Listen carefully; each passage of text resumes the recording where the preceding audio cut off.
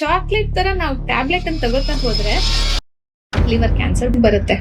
ತುಂಬಾ ಜನ ಅಂತಾರೆ ನಾವು ಟಪ್ಪರ್ ವೇರ್ ಯೂಸ್ ಮಾಡ್ತೀವಿ ಅಥವಾ ಇನ್ನೊಂದು ಯಾವ್ದೋ ಹೈಯರ್ ಇದನ್ನ ಯೂಸ್ ಮಾಡ್ತೀವಿ ಅಂತ. ಅದು ಪ್ಲಾಸ್ಟಿಕ್ ಆದ್ರೆ ಹೈಯರ್ ಪ್ಲಾಸ್ಟಿಕ್ ಪರ್ಸೆಂಟ್ ಸೇರ್ಕೋತಾ ಹೋಗುತ್ತೆ. ಇದೆಲ್ಲದರ ಪರ್ಸೆಂಟ್ ಸೇರ್ತಾ ನಮ್ಮ ದೇಹದಲ್ಲಿ ಅದು ಬ್ಲಡ್ ಕ್ಯಾನ್ಸರ್ ಆಗಿ ಕನ್ವರ್ಟ್ ಆಗ್ತಾ ಹೋಗುತ್ತೆ. ಸರ್ಕಾಡಿಯನ್ ಸೈಕಲ್ ಅಂತ ಕರಿತೀವಿ ಬಾಡಿದು.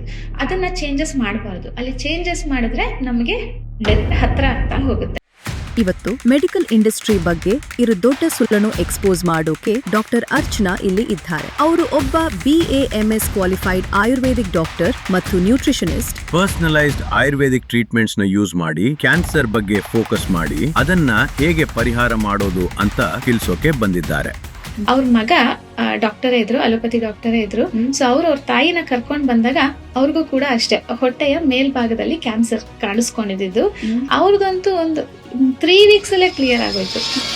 ಕ್ಯಾನ್ಸರ್ ಬಂದ್ರೆ ನಾನು ಸತ್ತೋಗ್ತೀನಿ, ನನ್ನ ಜೀವನ ಮುಗೀತು. ಖಂಡಿತವಾಗ್ಲೂ ಇಲ್ಲ. ಕ್ಯಾನ್ಸರ್ ಅಂದ ತಕ್ಷಣ ನೀವು ಸಾಯ್ಬೇಕನ್ನೋಂಥದ್ದು ಏನೂ ಇಲ್ಲ. ನಮಸ್ತೆ. ಸ್ಟಾರ್ ಸಂವಾದ ಯೂಟ್ಯೂಬ್ ಚಾನೆಲ್ ಎಲ್ಲ ವೀಕ್ಷಕರಿಗೂ ವಿಶೇಷವಾದಂತ ಕಾರ್ಯಕ್ರಮಕ್ಕೆ ಆತ್ಮೀಯ ಸ್ವಾಗತ. ಇವತ್ತಿನ ವಿಶೇಷವಾದಂತ ಅತಿಥಿಯನ್ನ ನಾನು ಕಾರ್ಯಕ್ರಮಕ್ಕೆ ಸ್ವಾಗತಿಸ್ತಾ ಇದ್ದೀನಿ. ಆರೋಗ್ಯವೇ ಭಾಗ್ಯ. ಆಹಾರ ಇದ್ರೆ ಖಂಡಿತ ಜೀವನದಲ್ಲಿ ಆರೋಗ್ಯ ಅನ್ನುವಂಥದ್ದನ್ನ ನಾವು ಚೆನ್ನಾಗಿ ಕಾಪಾಡ್ಕೊಳ್ಬಹುದು ಅಂತ ತಿಳಿಸ್ಕೊಟ್ಟಂತಹ ಡಾಕ್ಟರ್ ಅರ್ಚನಾ ಅವರಿಗೆ ಸ್ವಾಗತವನ್ನ ಕೋರ್ತಾ ಇದ್ದೇನೆ. ಡಾಕ್ಟರ್ ನಮಸ್ತೆ, ವೆಲ್ಕಮ್ ಟು ದ ಶೋ. ನಮಸ್ತೆ ಡಾಕ್ಟರ್, ಮೊದಲನೇದಾಗಿ ಕ್ಯಾನ್ಸರ್ ಅಂದ್ರೆ ಏನು? ಕ್ಯಾನ್ಸರ್ ಹೇಗೆ ನಮ್ಮ ದೇಹದಲ್ಲಿ ಉತ್ಪತ್ತಿಯಾಗುತ್ತೆ? ಕ್ಯಾನ್ಸರ್ ಅಂದ ತಕ್ಷಣ ಎಲ್ಲಾರ್ಗು ಫಸ್ಟ್ ಅನ್ಸೋದು ಒಂದು ಗಡ್ಡೆ, ಒಂದು ಟ್ಯೂಮರ್, ಅದು ಬೆಳೀತಾ ಹೋಗುವಂಥದ್ದು, ಅಬ್ನಾರ್ಮಲ್ ಸೆಲ್ ಗ್ರೋತ್, ಜನರಲ್ ಆಗಿ ಎಲ್ಲಾರು ಕೂಡ ಹೇಳ್ತಾ ಹೋಗುವಂಥದ್ದು.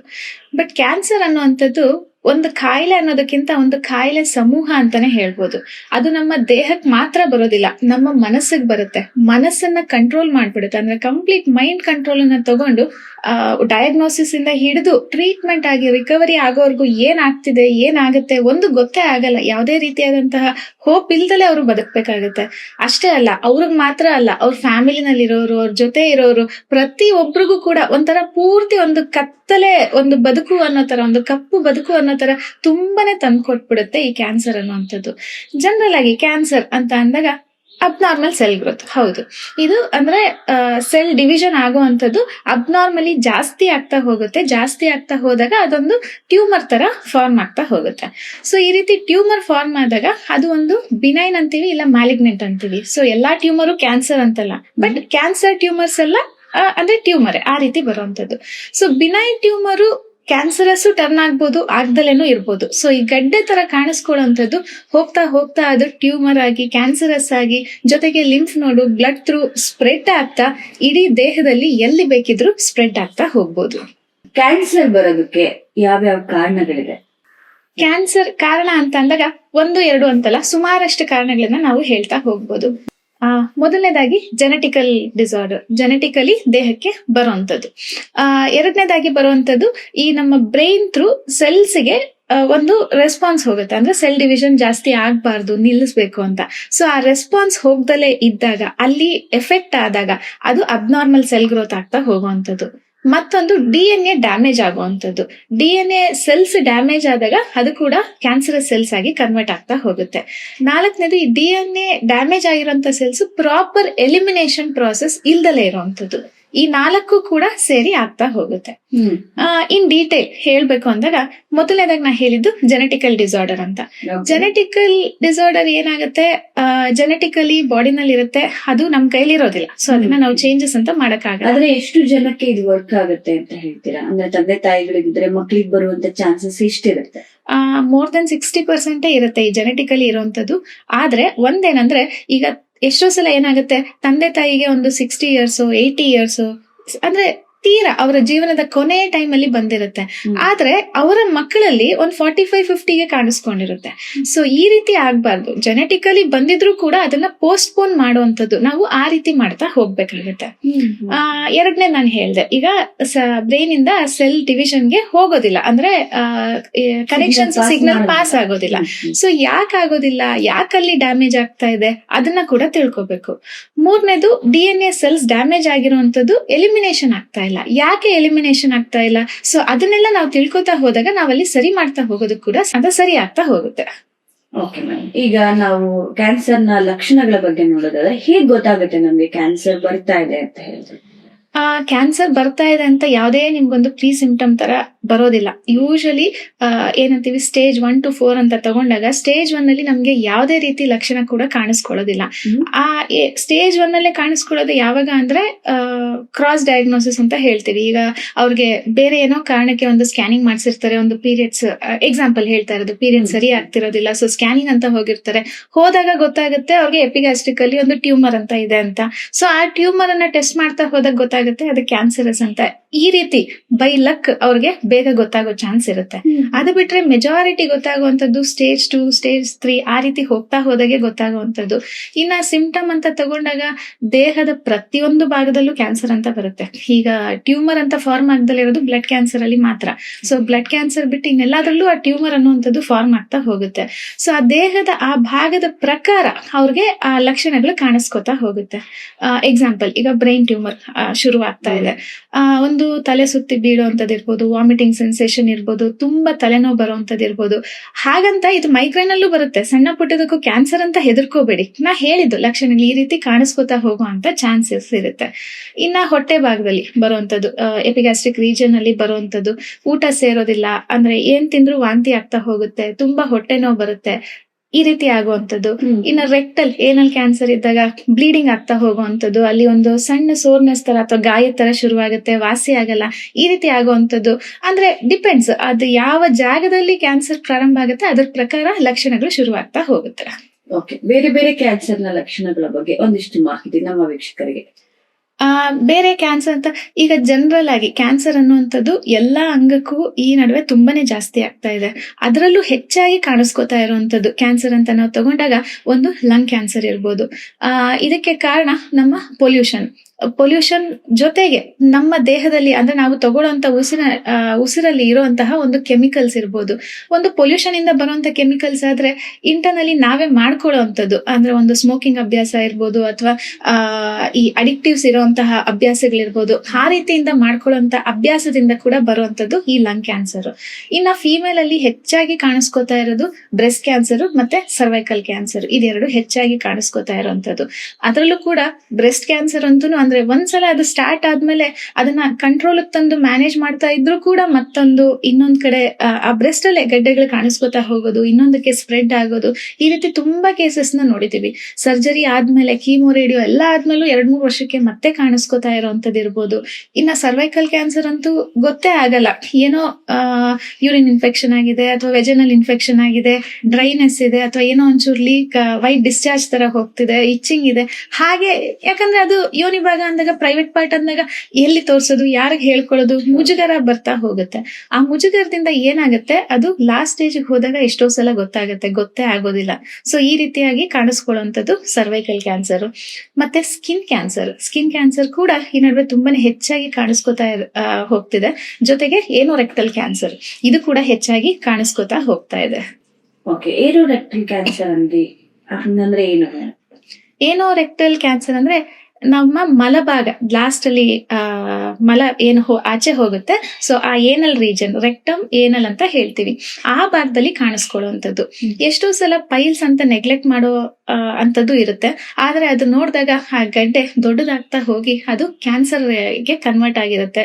ಮೋಷನ್ ಕಾನ್ಸ್ಟಿಪೇಷನ್ ಆಗ್ತಾ ಹೋಗುತ್ತೆ, ಜೊತೆಗೆ ಬ್ಲೀಡಿಂಗ್ ಆಗ್ತಾ ಹೋಗುತ್ತೆ, ತುಂಬಾ ಸಿವಿಯರ್ ಪೇನ್ ಕೂಡ ಬರ್ತಾ ಹೋಗುತ್ತೆ. ಕ್ಯಾನ್ಸರ್ ಅನ್ನ ಯಾವಾಗ ತಪಾಸಣೆ ಮಾಡಿಸ್ಕೊಳ್ಬೇಕು? ಕ್ಯಾನ್ಸರ್ ತಪಾಸಣೆ ಇನ್ ಜನರಲ್ ಎಲ್ಲದಕ್ಕೂ ಕ್ಯಾನ್ಸರ್ ಬ್ಲಡ್ ಅಂದ್ರೆ ಚೆಕ್ ಅಂತ ಹೋಗೋ ನೆಸೆಸಿಟಿ ಇಲ್ಲ ನಮ್ಮನ್ ಕೇಳೋದಾದ್ರೆ. ಆದ್ರೆ ನಿಮಗೆ ಏನಾದ್ರೂ ತುಂಬಾ ದಿನದಿಂದ ವ್ಯತ್ಯಾಸ ಕಾಣಿಸ್ತಾ ಇದ್ರೆ, ಇವಾಗ ನಾ ಹೇಳ್ದೆ ಹೊಟ್ಟೆನಲ್ಲಿದ್ದಾಗ ತುಂಬಾ ವಾಂತಿ ಆಗ್ತಿರೋದು, ಊಟ ಸೇರ್ದಲೇ ಇರೋದು, ಓಕೆ ಟ್ರೀಟ್ಮೆಂಟ್ ತಗೋತೀರಾ ಒಂದ್ 15 ದಿನ, ಒಂದ್ 20 ದಿನ, ಆಗ್ಲೂ ನಿಮ್ಗೆ ಸರಿ ಆಗ್ತಾ ಇಲ್ಲ ಆ ರೀತಿ ಅಂದಾಗ, ಅಥವಾ ಬೇರೆ ತರದ ಸಿಂಪ್ಟಮ್ ಅಲ್ಲಿ, ಈಗ ನಾ ಏನೋ ರೆಕ್ಟಲ್ ಹೇಳ್ದೆ, ಈಗ ಬ್ಲೀಡಿಂಗ್ ಜಾಸ್ತಿ ಆಗ್ತಾ ಇದೆ, ಸೊ ಆ ರೀತಿ ಎಲ್ಲ ತುಂಬಾ ದಿನ ಆದ್ರೂ ನಿಲ್ತಾ ಇಲ್ಲ, ಸೊ ಈ ರೀತಿ ಇದ್ದಾಗ ಟೆಸ್ಟ್ ಮಾಡೋದು ಮುಖ್ಯ ಆಗುತ್ತೆ. ಇನ್ ಜನರಲ್ ಆಗಿ ಒಂದು ಬ್ಲಡ್ ಟೆಸ್ಟ್ CA-125 ಅನ್ನುವಂಥದ್ದು ಎಲ್ಲಾ ಬ್ಲಡ್ ಟೆಸ್ಟ್ ನೀವು ಮಾಡಿಸುವಾಗ ವರ್ಷಕ್ಕೊಂದ್ಸಲ ಮಾಡಿಸ್ಬೋದು. ಅದರಲ್ಲಿ ಸ್ವಲ್ಪ ಮಟ್ಟಿಗೆ ಡಿಟೆಕ್ಟ್ ಆಗಕ್ಕಂತೂ ಖಂಡಿತ ಸಾಧ್ಯ ಆಗುತ್ತೆ. ಇನ್ನ ಮಿಕ್ಕಿರೋ ಹಾಗೆ ನಿಮ್ಮ ಲಕ್ಷಣಗಳ ಮುಖಾಂತರ, ಅಂದ್ರೆ ತುಂಬಾ ದಿನ ಹೋಮ್ ರೆಮಿಡಿ ಆತರ ಎಲ್ಲ ತಳ್ತಾ ಹೋಗ್ಬೇಡಿ. ನಿಮ್ಗೊಂದು ತೊಂದರೆ ಆಗ್ತಿದೆ ಅಂದ್ರೆ ಕನ್ಸಲ್ಟ್ ಮಾಡಿ ಅದ್ರ ಪ್ರಕಾರ ನಾವು ಯಾವಾಗ ಯಾವ ತರ ಟೆಸ್ಟ್ ಮಾಡಿಸ್ಬೇಕು ಅಂತ ಹೇಳ್ತಾ ಹೋಗ್ತೀವಿ. ಸೊ ಅದನ್ನ ನೀವು ಮಾಡಿಸ್ತಾ ಹೋಗ್ಬೋದು. ಡಾಕ್ಟರ್, ಈಗ ಒಂದೇ ಕುಟುಂಬದಲ್ಲಿ ಮತ್ತೆ ಮತ್ತೆ ಕ್ಯಾನ್ಸರ್ ಕಾಣಿಸ್ಕೊಳ್ತಾ ಇದೆ ಅಂತ ಹೇಳಿದ್ರೆ ಏನ್ ಕಾರಣ ಇರುತ್ತೆ? ಸೊ ಒಂದು ಕುಟುಂಬದಲ್ಲಿ, ಒಂದು ಲೊಕ್ಯಾಲಿಟಿಲಿ, ಒಂದು ಸೊಸೈಟಿ ಅಥವಾ ಒಂದು ಈಗ ಇಂಡಿಯಾ ಅಂತ ತಗೊಂಡಾಗ ಯಾಕೆ ಆ ರೀತಿ ಸ್ಪ್ರೆಡ್ ಆಗ್ತಿದೆ, ವರ್ಲ್ಡ್ ವೈಡ್ ಯಾಕೆ ಸ್ಪ್ರೆಡ್ ಆಗ್ತಿದೆ ಅಂದಾಗ ಇನಿಷಿಯಲಿ ನಾನು ನಿಮ್ಗೆ 4 ರೀಸನ್ಸ್ ಅನ್ನ ಹೇಳ್ತಾ ಹೋದೆ. ಒಂದು ಜೆನೆಟಿಕಲಿ, ಅದನ್ನ ಪೋಸ್ಟ್ಪೋನ್ ಕೂಡ ಮಾಡ್ಬೋದು, ಜೊತೆಗೆ ಎಲಿಮಿನೇಷನ್ ಪ್ರಾಸೆಸ್ ಸರಿಯಾಗಿ ಆಗ್ದಲೇ ಇರೋದು, ಇವೆಲ್ಲ ಅಂತ. ಏನಾಗುತ್ತೆ, ನಮ್ಮ ದೇಹದಲ್ಲಿ ಕ್ಯಾನ್ಸರಸ್ ಸೆಲ್ಸ್ ಇನ್ಕ್ರೀಸ್ ಮಾಡುವಂತಹ ಕೆಮಿಕಲ್ಸ್ ನಮ್ಮ ದೇಹಕ್ಕೆ ಸೇರಿದಾಗ ಇದು ಜಾಸ್ತಿ ಆಗ್ತಾ ಹೋಗುತ್ತೆ. ಈ ಜೆನೆಟಿಕಲಿ ಅಂದಾಗ ಬೇಗ ಕೆಲವರಲ್ಲಿ ಕಾಣಿಸ್ಕೊಳ್ಳುತ್ತೆ. ಅವ್ರ ತಂದೆ ತಾಯಿಗೆ 75-80 ಇದ್ರು ಮಕ್ಕಳಲ್ಲಿ 49-50 ಕಾಣಿಸ್ಕೊತಾ ಇದೆ ಅಂದಾಗ ಕಾರಣ ಯಾಕೆ ಅಂತಂದ್ರೆ ಆ ಫುಡ್ ಹ್ಯಾಬಿಟ್ಸ್. ಮೆಜಾರಿಟಿ ಕಾರಣ ನಾವು ಅದೇ ತರದ ಫುಡ್ ಹ್ಯಾಬಿಟ್ಸ್ ನ ಫಾಲೋ ಮಾಡ್ಕೊಂಡ್ ಬರ್ತೀವಿ. ಎಲ್ಲೋ ಒಂದ್ ಕಡೆ ಟ್ರೆಂಡ್ ಅಂತ ಹೇಳಿ ಅದ್ರದ್ದು ಎಕ್ಸ್ಟ್ರಾ ವರ್ಷನ್ ಕೂಡ ಫಾಲೋ ಮಾಡ್ತೀವಿ. ಜಸ್ಟ್ ಒಂದು ಎಕ್ಸಾಂಪಲ್, ತೆಂಗಿನ ಹಾಲು ಇಂಟೆಸ್ಟೈನಲ್ ಮೂವ್ಮೆಂಟ್, ಪೆರಿಸ್ಟಾಲಿಟಿಕ್ ಮೂವ್ಮೆಂಟ್ ಗೆ ತುಂಬಾನೇ ಒಳ್ಳೇದು ಅಂತ ಒಂದು ಕಾಲೇಜಲ್ಲಿ ವರ್ಕ್ಶಾಪ್ ಮಾಡ್ಬೇಕಾದ್ರೆ ಅದ್ರ ರಿಲೇಟೆಡ್ ಒಂದು ರೆಸಿಪಿನ ಹೇಳ್ಕೊಡ್ತಾ ಇದ್ವಿ. ಸೊ ಓಕೆ, ನಾವೆಲ್ಲರೂ ಅವ್ರು ಮಾಡ್ತಾರೆ ಅಂತ ಹೇಳಿ ನಾವು ಹೊರಗಡೆ ಇದ್ವಿ. ಆಮೇಲೆ ಬಂದು ಅವ್ರು ಮಾಡ್ಬೇಕಾದ್ರೆ ಆ ಥ್ರಾಶ್ ಅಲ್ಲಿ ಕೋಕೋನಟ್ ಮಿಲ್ಕ್ ಅಂತ ಏನ್ ಪ್ಯಾಕ್, ಟೆಟ್ರಾ ಪ್ಯಾಕ್ ಬರುತ್ತೆ, ಅದನ್ನ ಅವರು ಯೂಸ್ ಮಾಡಿಟ್ಟಿದ್ರು. ತೆಂಗಿನಕಾಯಿ ಕೂಡ ಆಪ್ಷನ್ ಇತ್ತು. ಯಾಕೆ ಇದನ್ನ ಯೂಸ್ ಮಾಡಿದ್ರಿ ಅಂದ್ರೆ ಅದನ್ನ ತೆಗೆದು ಮಿಕ್ಸಿ ಹಾಕ್ಬೇಕಲ್ಲ ಮೇಡಮ್, ಅದು ಸುಲಭವಾಗಿದ್ದಿತ್ತು ಹೆಂಗೂನು, ಸೊ ಹಾಗಾಗಿ ಯೂಸ್ ಮಾಡಿದ್ರಿ ಅಂತ ಹೇಳಿದ್ರು. ಸ್ಟೂಡೆಂಟ್ಸ್ ಎಲ್ಲಾರು ಅಂದ್ರೆ ನ್ಯೂಟ್ರಿಷನಲ್ ಇದ್ ಮಾಡ್ತಾ ಇರೋಂತ ಸ್ಟೂಡೆಂಟ್ಸ್. ಸೊ ಇಲ್ಲಿ ಏನಾಗುತ್ತೆ, ಈ ತರ ನಾವು ಮಾಡುವಂತದ್ದು ಒಂದು ಬೆಳ್ಳುಳ್ಳಿ ಇದು ಶುಂಠಿ ಪೇಸ್ಟ್ ಇರ್ಬೋದು, ಧನಿಯಾ ಪುಡಿ ಇರ್ಬೋದು, ತೆಂಗಿನ ಹಾಲ್ ಇರ್ಬೋದು, ಎಲ್ಲಾನು ನಾವು ಬಿಡಿಸಿರೋದು ಅಂದ್ರೆ ರೆಡಿ ಟು ಈಟ್ ಇರ್ಬೇಕು. ಯಾರ್ ಕೆಲಸ ಮಾಡ್ತಾರೆ ಆ ರೀತಿ ಹೋಗ್ತೀವಲ್ಲ, ಅಲ್ಲಿ ನಮ್ಗೆ ತೊಂದರೆ ಆಗುತ್ತೆ. ಜಸ್ಟ್ ಮನೆಯಲ್ಲೇ ತೆಂಗಿನ ಹಾಲನ್ನ ತೆಗೆದು ಇಡಿ, ಆಚೆನೆ ಇಡಿ, ಆ ಟೆಟ್ರಾ ಪ್ಯಾಕ್ ಇಡಿ. ಒಂದು ದಿನ ಆದ್ಮೇಲೆ ಇದು ಹಾಳಾಗುತ್ತೆ. ಇದು ಹಾಳಾಗಿಲ್ಲ ಅಂದ್ರೆ ಕಾರಣ ಏನು? ಅಲ್ಲಿರುವಂತಹ ಒಂದು ಪ್ರಿಸರ್ವೇಟಿವ್. ಹೌದು, ಕಂಪನಿ ಅವ್ರದ್ದು ತಪ್ಪಿಲ್ಲ. ಅಲ್ಲಿ ಏನ್ ಗವರ್ಮೆಂಟ್ ರೂಲ್ಸ್ ರೆಗ್ಯುಲೇಷನ್ಸ್ ಇದೆ ಅದ್ರ ಪ್ರಕಾರ ಅವ್ರು ಹಾಕಿರೋಂತ ಯಾವುದೇ ಒಂದು ಸೋಡಿಯಂ ಬೆಂಜೋಯಿಟ್ ಇರ್ಬೋದು ಅಥವಾ ಮತ್ತೊಂದು ಪ್ರಿಸರ್ವೇಟಿವ್ ಇರ್ಬೋದು, 10% ಒಳಗಡೆ ಅಥವಾ 15% ಒಳಗಡೆ ರೂಲ್ಸ್ ಫಾಲೋ ಮಾಡಿರ್ತಾರೆ. ಅದನ್ನ ತಪ್ಪು ಅಂತ ಹೇಳ್ತಿಲ್ಲ. ಆದ್ರೆ ನಾವು ಅದೇ ತರ ಪ್ರಾಡಕ್ಟ್ಸ್ ನ, ಒಂದು ತೆಂಗಿನ ಹಾಲು ಉಪಯೋಗಿಸಿದ್ವಿ, ಧನಿಯಾ ಪುಡಿ ಉಪಯೋಗಿಸಿದ್ವಿ, ಜಿಂಜರ್ ಗಾರ್ಲಿಕ್ ಪೇಸ್ಟ್ ಉಪಯೋಗಿಸಿದ್ವಿ, ಪುಳಿಯೋಗರೆ ಪೌಡರು, ವಾಂಗಿಬಾತ್ ದಿನಕ್ಕೆ ಬೆಳಗ್ಗೆಯಿಂದ ರಾತ್ರಿವರೆಗೂ ಎಷ್ಟು ಉಪಯೋಗಿಸ್ತೀವಿ. ಸೊ ಆ 2% ನಮ್ಮ ದೇಹದಲ್ಲಿ ಎಷ್ಟು ಪರ್ಸೆಂಟ್ ಆಗಿ ಕೂತ್ಕೋತಾ ಹೋಗುತ್ತೆ. ಸೊ ಈ ರೀತಿ ಕೂತ್ಕೋತಾ ಹೋಗೋದನ್ನ ನಮ್ಮ ದೇಹ ತೆಗಿಯೋಕೆ ಶಕ್ತಿ ಕೂಡ ಕಳ್ಕೊಳ್ಳುತ್ತೆ. ಬಿಕಾಸ್ ನಮ್ಮ ಊಟದಲ್ಲಿ ಎಲಿಮಿನೇಷನ್ ಪ್ರಾಸೆಸ್ ಅಂತ ಏನ್ ಹೇಳ್ತೀವಿ, ಅಲ್ಲಿ ನಮ್ಗೆ ಕರೆಕ್ಟ್ ಆಗಿ ಒಂದು ಫೈಬರ್ ಫುಡ್ಸ್ ನಾವು ಸರಿಯಾಗಿ ತಗೋತಿರಲ್ಲ, ಹೋಲ್ ಗ್ರೇನ್ಸ್, ಹೋಲ್ ಫುಡ್ಸ್ ಅನ್ನ ಸರಿಯಾಗಿ ತಗೋತಿರೋದಿಲ್ಲ. ಹಾಗಾಗಿ ಎಲಿಮಿನೇಷನ್ ಪ್ರಾಸೆಸ್ ಕೂಡ ಸರಿಯಾಗಿ ಆಗೋದಿಲ್ಲ. ಸೊ ಇಲ್ಲಿ ಎಲಿಮಿನೇಷನ್ ಆಗ್ತಿಲ್ಲ, ಅಕ್ಯುಮುಲೇಷನ್ ಜಾಸ್ತಿ ಆಗ್ತಾ ಇದೆ. ಆಬ್ವಿಯಸ್ಲಿ ಅಲ್ವಾ, ಕ್ಯಾನ್ಸರ್ ಅನ್ನುವಂಥದ್ದು ಕಾಣಿಸ್ಕೋತಾನೆ ಹೋಗುತ್ತೆ. ಏನಾಗತ್ತೆ, ನಮ್ ಕ್ಲಿನಿಕ್ ಅಲ್ಲಿ ಬಂದಾಗ ಪೇಷಂಟ್ಸ್ ಯಾವಾಗ್ಲೂ, ಸ್ಪೆಷಲಿ ಕ್ಯಾನ್ಸರ್ ಪೇಷಂಟ್ಸ್ ಕೇಳೋ ಅಂತದ್ ಏನಂದ್ರೆ, ನಾನ್ ಯಾವತ್ತೂ ಕುಡ್ದಿಲ್ಲ, ನಾನ್ ಯಾವತ್ತೂ ಸಿಗರೇಟ್ ಸೇದಿಲ್ಲ, ಕೆಟ್ಟ ಅಭ್ಯಾಸ ಇಲ್ಲ, ಯಾಕೆ ಮೇಡಮ್ ನನಗ್ ಬಂತು ಅಂತ ಕೇಳ್ತಾರೆ. ಈ ಕೆಟ್ಟ ಅಭ್ಯಾಸ ಕುಡಿಯೋದು, ಸಿಗರೇಟ್, ಹೌದು ಅದು ಕೆಟ್ಟ ಅಭ್ಯಾಸ ಇಲ್ಲ ಅಂತ ಹೇಳ್ತಿಲ್ಲ. ಖಾಲಿ ಹೊಟ್ಟೆಲ್ ಕಾಫಿ ಟೀ ಕುಡಿಯೋದು ಕೆಟ್ಟ ಅಭ್ಯಾಸನೇ. ಇನ್ಕಂಪ್ಯಾಟಬಲ್ ಫುಡ್ಸ್ ಅಂತ ಹೇಳ್ತೀವಿ, ಅದನ್ನ ತಗೊಳ್ಳೋದು ಕೆಟ್ಟ ಅಭ್ಯಾಸನೇ. ಸೊ ಈ ರೀತಿಯಾಗಿ ಫುಡ್ ಅಲ್ಲಿ ಈಗ ಪ್ರಿಸರ್ವೇಟಿವ್ ಇರುವಂತದ್ದು ಹೆಚ್ಚಾಗಿ ತಗೊಳ್ಳೋದು ಕೆಟ್ಟ ಅಭ್ಯಾಸನೇ, ಮೈದಾ ಬೇಸ್ಡ್. ಸೊ ಈ ರೀತಿ ಅದನ್ನ ಸಣ್ಣದನ್ನ ಜಾಸ್ತಿ ಮಾಡ್ತಾ ಹೋದಾಗ ಅದು ಕೂಡ ನಮ್ಮ ಬಾಡಿನಲ್ಲಿ ಒಂದು ಅಡಿಕ್ಟಿವ್ ಆಗಿ ಕೂತ್ಕೊಳ್ಳುತ್ತೆ. ಅದು ಕೂಡ ಕಾಯಿಲೆಗಳ ರೂಪ, ಅದರಲ್ಲೂ ಕ್ಯಾನ್ಸರ್ ಸೆಲ್ಸ್ ನ ಜಾಸ್ತಿನೇ ಮಾಡ್ತಾ ಹೋಗುತ್ತೆ. ಡಾಕ್ಟರ್, ಕ್ಯಾನ್ಸರ್ ಬರೋದಕ್ಕೆ ದಿನನಿತ್ಯದ ಚಟುವಟಿಕೆನಲ್ಲಿ ಮನುಷ್ಯರು ಗೊತ್ತಿಲ್ಲದೇನೆ ಮಾಡಿರ್ತಕ್ಕಂಥ ತಪ್ಪುಗಳ ಬಗ್ಗೆ ಹೇಳೋದಾದ್ರೆ, ಸೊ ಈ ಎಲಿಮಿನೇಷನ್ ಪ್ರಾಸೆಸ್ ಏನಿದೆಲ್ಲ ಅಂದ್ರೆ ನಮ್ಮ ಮಲ ದೇಹದಿಂದ ಆಚೆ ಹೋಗುವಂತದ್ದು. ಇದನ್ನ ಮೊದಲನೇದಾಗಿ ಬೆಳಗ್ಗೆ ಎದ್ದಾಗ ಮಾಡ್ಬೇಕಾಗಿರೋ ಮೊದಲನೇ ಕೆಲಸ ಇದೇನೆ. ಸೊ ದಿನನಿತ್ಯ ಚಟುವಟಿಕೆ ಅಂದಾಗ ಇದರಿಂದಾನೇ ಶುರು ಮಾಡೋದಾದ್ರೆ, ಸುಮಾರು ಜನಕ್ಕೆ ಎಲಿಮಿನೇಷನ್ ಪ್ರಾಸೆಸ್ ಹೇಗಿರ್ಬೇಕು ಅನ್ನೋದೇ ಗೊತ್ತಿಲ್ಲ. ಎಷ್ಟೋ ಸಲ ನಿಮ್ಗೆ ಜೀರ್ಣ ಶಕ್ತಿ ಸರಿಯಾಗಿ ಆಗ್ತಿದ್ಯಾ, ಮೋಷನ್ ಸರಿಯಾಗಿ ಆಗ್ತಿದ್ಯಾ? ನನಗ್ ಚೆನ್ನಾಗ್ ಆಗ್ತಿದೆ, ಅದನ್ನೇ ಹೇಳೋದು ಮೊದಲನೇದಾಗಿ. ಕೆದಕ್ದಾಗ ಎಷ್ಟ್ ಸಲ ಆಗುತ್ತೆ? 2-3 ಸಲ ಹೋಗುತ್ತೆ, ಹೊಟ್ಟೆ ಫುಲ್ ಕ್ಲಿಯರ್ ಆಗುತ್ತೆ. ಇನ್ನ ಕೆದಕ್ದಾಗ ಯಾವಾಗ ಆಗುತ್ತೆ? ಸಾಯಂಕಾಲ ಅಥವಾ ಮಧ್ಯಾಹ್ನ ಊಟ ಆದ್ಮೇಲೆ, ರಾತ್ರಿ ಊಟ ಆದ್ಮೇಲೆ. ಅದನ್ನೇ ಅಂದ್ರೆ knowledge, lack of knowledge. Elimination process ನಾಲೆಜೇ ಗೊತ್ತಿಲ್ದಲೇ ಇರುವಂತದ್ದು. ಈ DNA ಡ್ಯಾಮೇಜ್ ಆಗಿರೋ ಸೆಲ್ಸ್ ಇರ್ಬೋದು, ಅಥವಾ ನಮ್ಗೆ ಈ ಕ್ಯಾನ್ಸರ್ ಸೆಲ್ಸ್ ನ ಇನ್ಕ್ರೀಸ್ ಮಾಡುವಂತ ಕೆಮಿಕಲ್ಸ್ ಇರ್ಬೋದು, ನಮ್ಮ ದೇಹದಲ್ಲಿ ಸೇರ್ಕೊಂಡಿರೋದನ್ನ ಆಚೆ ತೆಗೆಯೋದು ಅಷ್ಟೇ ಇಂಪಾರ್ಟೆಂಟ್. ಸೊ ಈ ಮಲಕ್ರಿಯೆ ಅನ್ನುವಂಥದ್ದು ಬೆಳಿಗ್ಗೆ ನಾವು ಎದ್ದ ತಕ್ಷಣ, ಯಾವ ಟೈಮಲ್ಲ ನಾವು ಎದ್ದ ತಕ್ಷಣ ಯಾವುದೇ ಹೆಲ್ಪ್ ಇಲ್ದಲೆ ಬಿಸಿನೀರು, ಕಾಫಿ, ಟೀ ಹೆಲ್ಪ್ ಇಲ್ದಲೆ ನಾವು ಒಂದೇ ಸಲ ಕ್ಲಿಯರ್ ಆಗಿ ಪಾಸ್ ಮಾಡ್ತಿದೀವಿ ಅಂದ್ರೆ ಅದು ನಮ್ಗೆ ಶುದ್ಧವಾದ ಮಲನ ಆಚೆ ಹಾಕ್ತಿದೆ ಅಂತ. ಅದಕ್ಕಿಂತ ಜಾಸ್ತಿ ಎಷ್ಟೇ ಸಲ ಹೋಗಿ ಅಥವಾ ಹೋಗ್ದಲೇ ಇರಿ ಅಥವಾ 2 ದಿನಕ್ಕೆ ಒಂದ್ಸಲ ಹೋಗಿ ಪ್ರತಿಯೊಂದು ತಪ್ಪೆ. ಸಂಜೆ ಮೇಲೆ ಹೋಗಿ ಅದು ಪ್ರತಿಯೊಂದು ತಪ್ಪೇನೆ. ಸೊ ಈ ನಾಲೆಜ್ ಅನ್ನ ಹಿಡ್ಕೊಂಡಾಗ ನಾವು ನಮ್ದನ್ನ ಸರಿ ಮಾಡ್ಕೊಂಡು ನೆಕ್ಸ್ಟ್ ಜನರೇಷನ್ ಅನ್ನ ಸರಿ ಮಾಡ್ತಾ ಹೋದಾಗ ಖಂಡಿತವಾಗ್ಲೂ ಈ ಕ್ಯಾನ್ಸರ್ ಸೆಲ್ಸ್ ಅಕ್ಯುಮುಲೇಟ್ ಆಗ್ದಲೇ ಇರೋ ಹಾಗೆ ನೋಡ್ಕೋತಾ ಹೋಗ್ಬೋದು. ಮೇಡಮ್, ಬ್ರೈನ್ ಟ್ಯೂಮರ್ ಅನ್ನುವಂಥದ್ದು ಕೇಳಿದ್ರೆ ಭಯ ಆಗತ್ತೆ. ಸೊ ಇದು ಯಾವ ತರ ಬರುತ್ತೆ ಅನ್ನೋದಕ್ಕೆ ಯಾವ್ದಾರ ಎಕ್ಸಾಂಪಲ್ಸ್ ಕೊಡ್ತೀರಾ? ನಮ್ಮಲ್ಲಿ ಬ್ರೈನ್ ಟ್ಯೂಮರ್ ಪೇಷಂಟ್ ಒಬ್ರು ಬೇಲೂರಿಂದ ಬರ್ತಾ ಇದ್ರು. ಸುಮಾರು 8 ವರ್ಷಕ್ಕೆ ಹಿಂದೆ ಬಂದಿದ್ದು. ಅವ್ರೊಂದ್ 3 ವರ್ಷ ಟ್ರೀಟ್ಮೆಂಟ್ ಆಯ್ತು. ಈಗ ಜಸ್ಟ್ ವರ್ಷಕ್ಕೆ 1 ಸಲ 2 ಸಲ ಬಂದು ಫಾಲೋ ಅಪ್ ಮಾಡ್ಕೊಂಡು ಹೋಗ್ತಾರೆ. ಅವ್ರಿಗೆ ಬಂದಿದ್ದ ಕಾರಣ ಯಾಕೆ ಅಂದ್ರೆ ಅವರು ಬೇಲೂರಲ್ಲಿ ಹೂಕೋಸ್ ಬೆಳಿತಾ ಇದ್ರು. ಸೊ ಹೂಕೋಸನ್ ಬೆಳಿಬೇಕಾದ್ರೆ ಅವರೇ ಅಂದ್ರೆ ಖುದ್ದಾಗಿ ಒಪ್ಕೊಂಡಿರೋಂಥದ್ದು ಆ ಕೆಮಿಕಲ್ಸ್ ಅಂದ್ರೆ ಹುಳ ಜಾಸ್ತಿ ಬರುತ್ತೆ ಹೂಕೋಸ್ಗೆ. ಸೊ ಎಷ್ಟು ಕೆಮಿಕಲ್ಸ್ ಅವ್ರು ಸ್ಪ್ರೇ ಮಾಡ್ತಿದ್ರು ಅಂದ್ರೆ ಅದರ ಎಫೆಕ್ಟ್ ಅಂದ್ರೆ ಅವ್ರು ಅದನ್ನ ತಗೊಂಡು ಅದು ಅವ್ರಿಗೆ ಬರ್ತಾ ಹೋಯ್ತು. ಅವ್ರು ಬಂದು ಬ್ರೈನ್ ಟ್ಯೂಮರ್ ಅಂತೆಲ್ಲ ಗೊತ್ತಾಗಿ ಕಾರಣ ಗೊತ್ತಾದ್ಮೇಲೆ ಅವ್ರು ಹೂಕೋಸ್ ಬೆಳೆಯೋದನ್ನೇ ಬಿಟ್ರು, ಬೇರೆ ಆರ್ಗ್ಯಾನಿಕ್ ಫಾರ್ಮಿಂಗ್ ಮಾಡೋದಕ್ಕೆ ಶುರು ಮಾಡಿದ್ರು.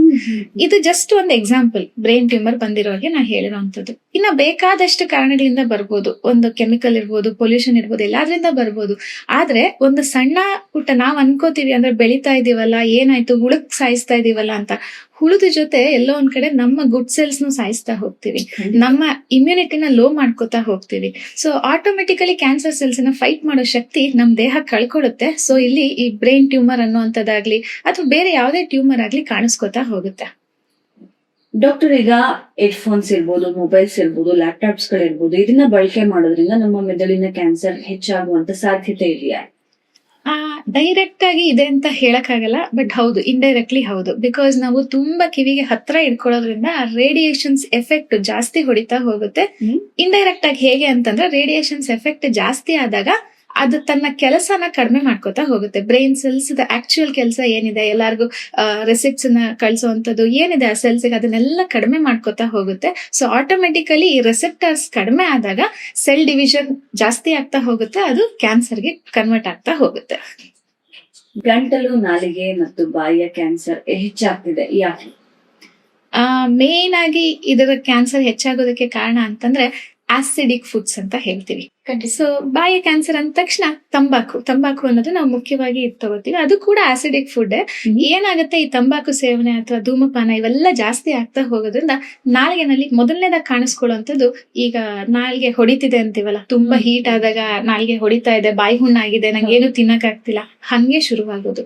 ಸೊ ಬಾಯಿ ಹುಣ್ಣಿಂದ ಶುರುವಾಗೋದು ಹೋಗ್ತಾ ಹೋಗ್ತಾ ಚರ್ಮ ಎದೊಳ್ತಾ ಹೋಗುತ್ತೆ. ಚರ್ಮ ಎದ್ದು ಅಲ್ಲೊಂದು ಗಾಯದ ತರ ಫಾರ್ಮ್ ಆಗುತ್ತೆ. ಆ ಗಾಯ ದೊಡ್ಡದಾಗ್ತಾ ಹೋಗುತ್ತೆ, ಎಷ್ಟು ದಿನ ಆದ್ರೂ ವಾಸಿ ಆಗ್ತಾ ಹೋಗಲ್ಲ, ಅದು ಕ್ಯಾನ್ಸರ್ಗೆ ಕನ್ವರ್ಟ್ ಆಗ್ತಾ ಹೋಗುತ್ತೆ.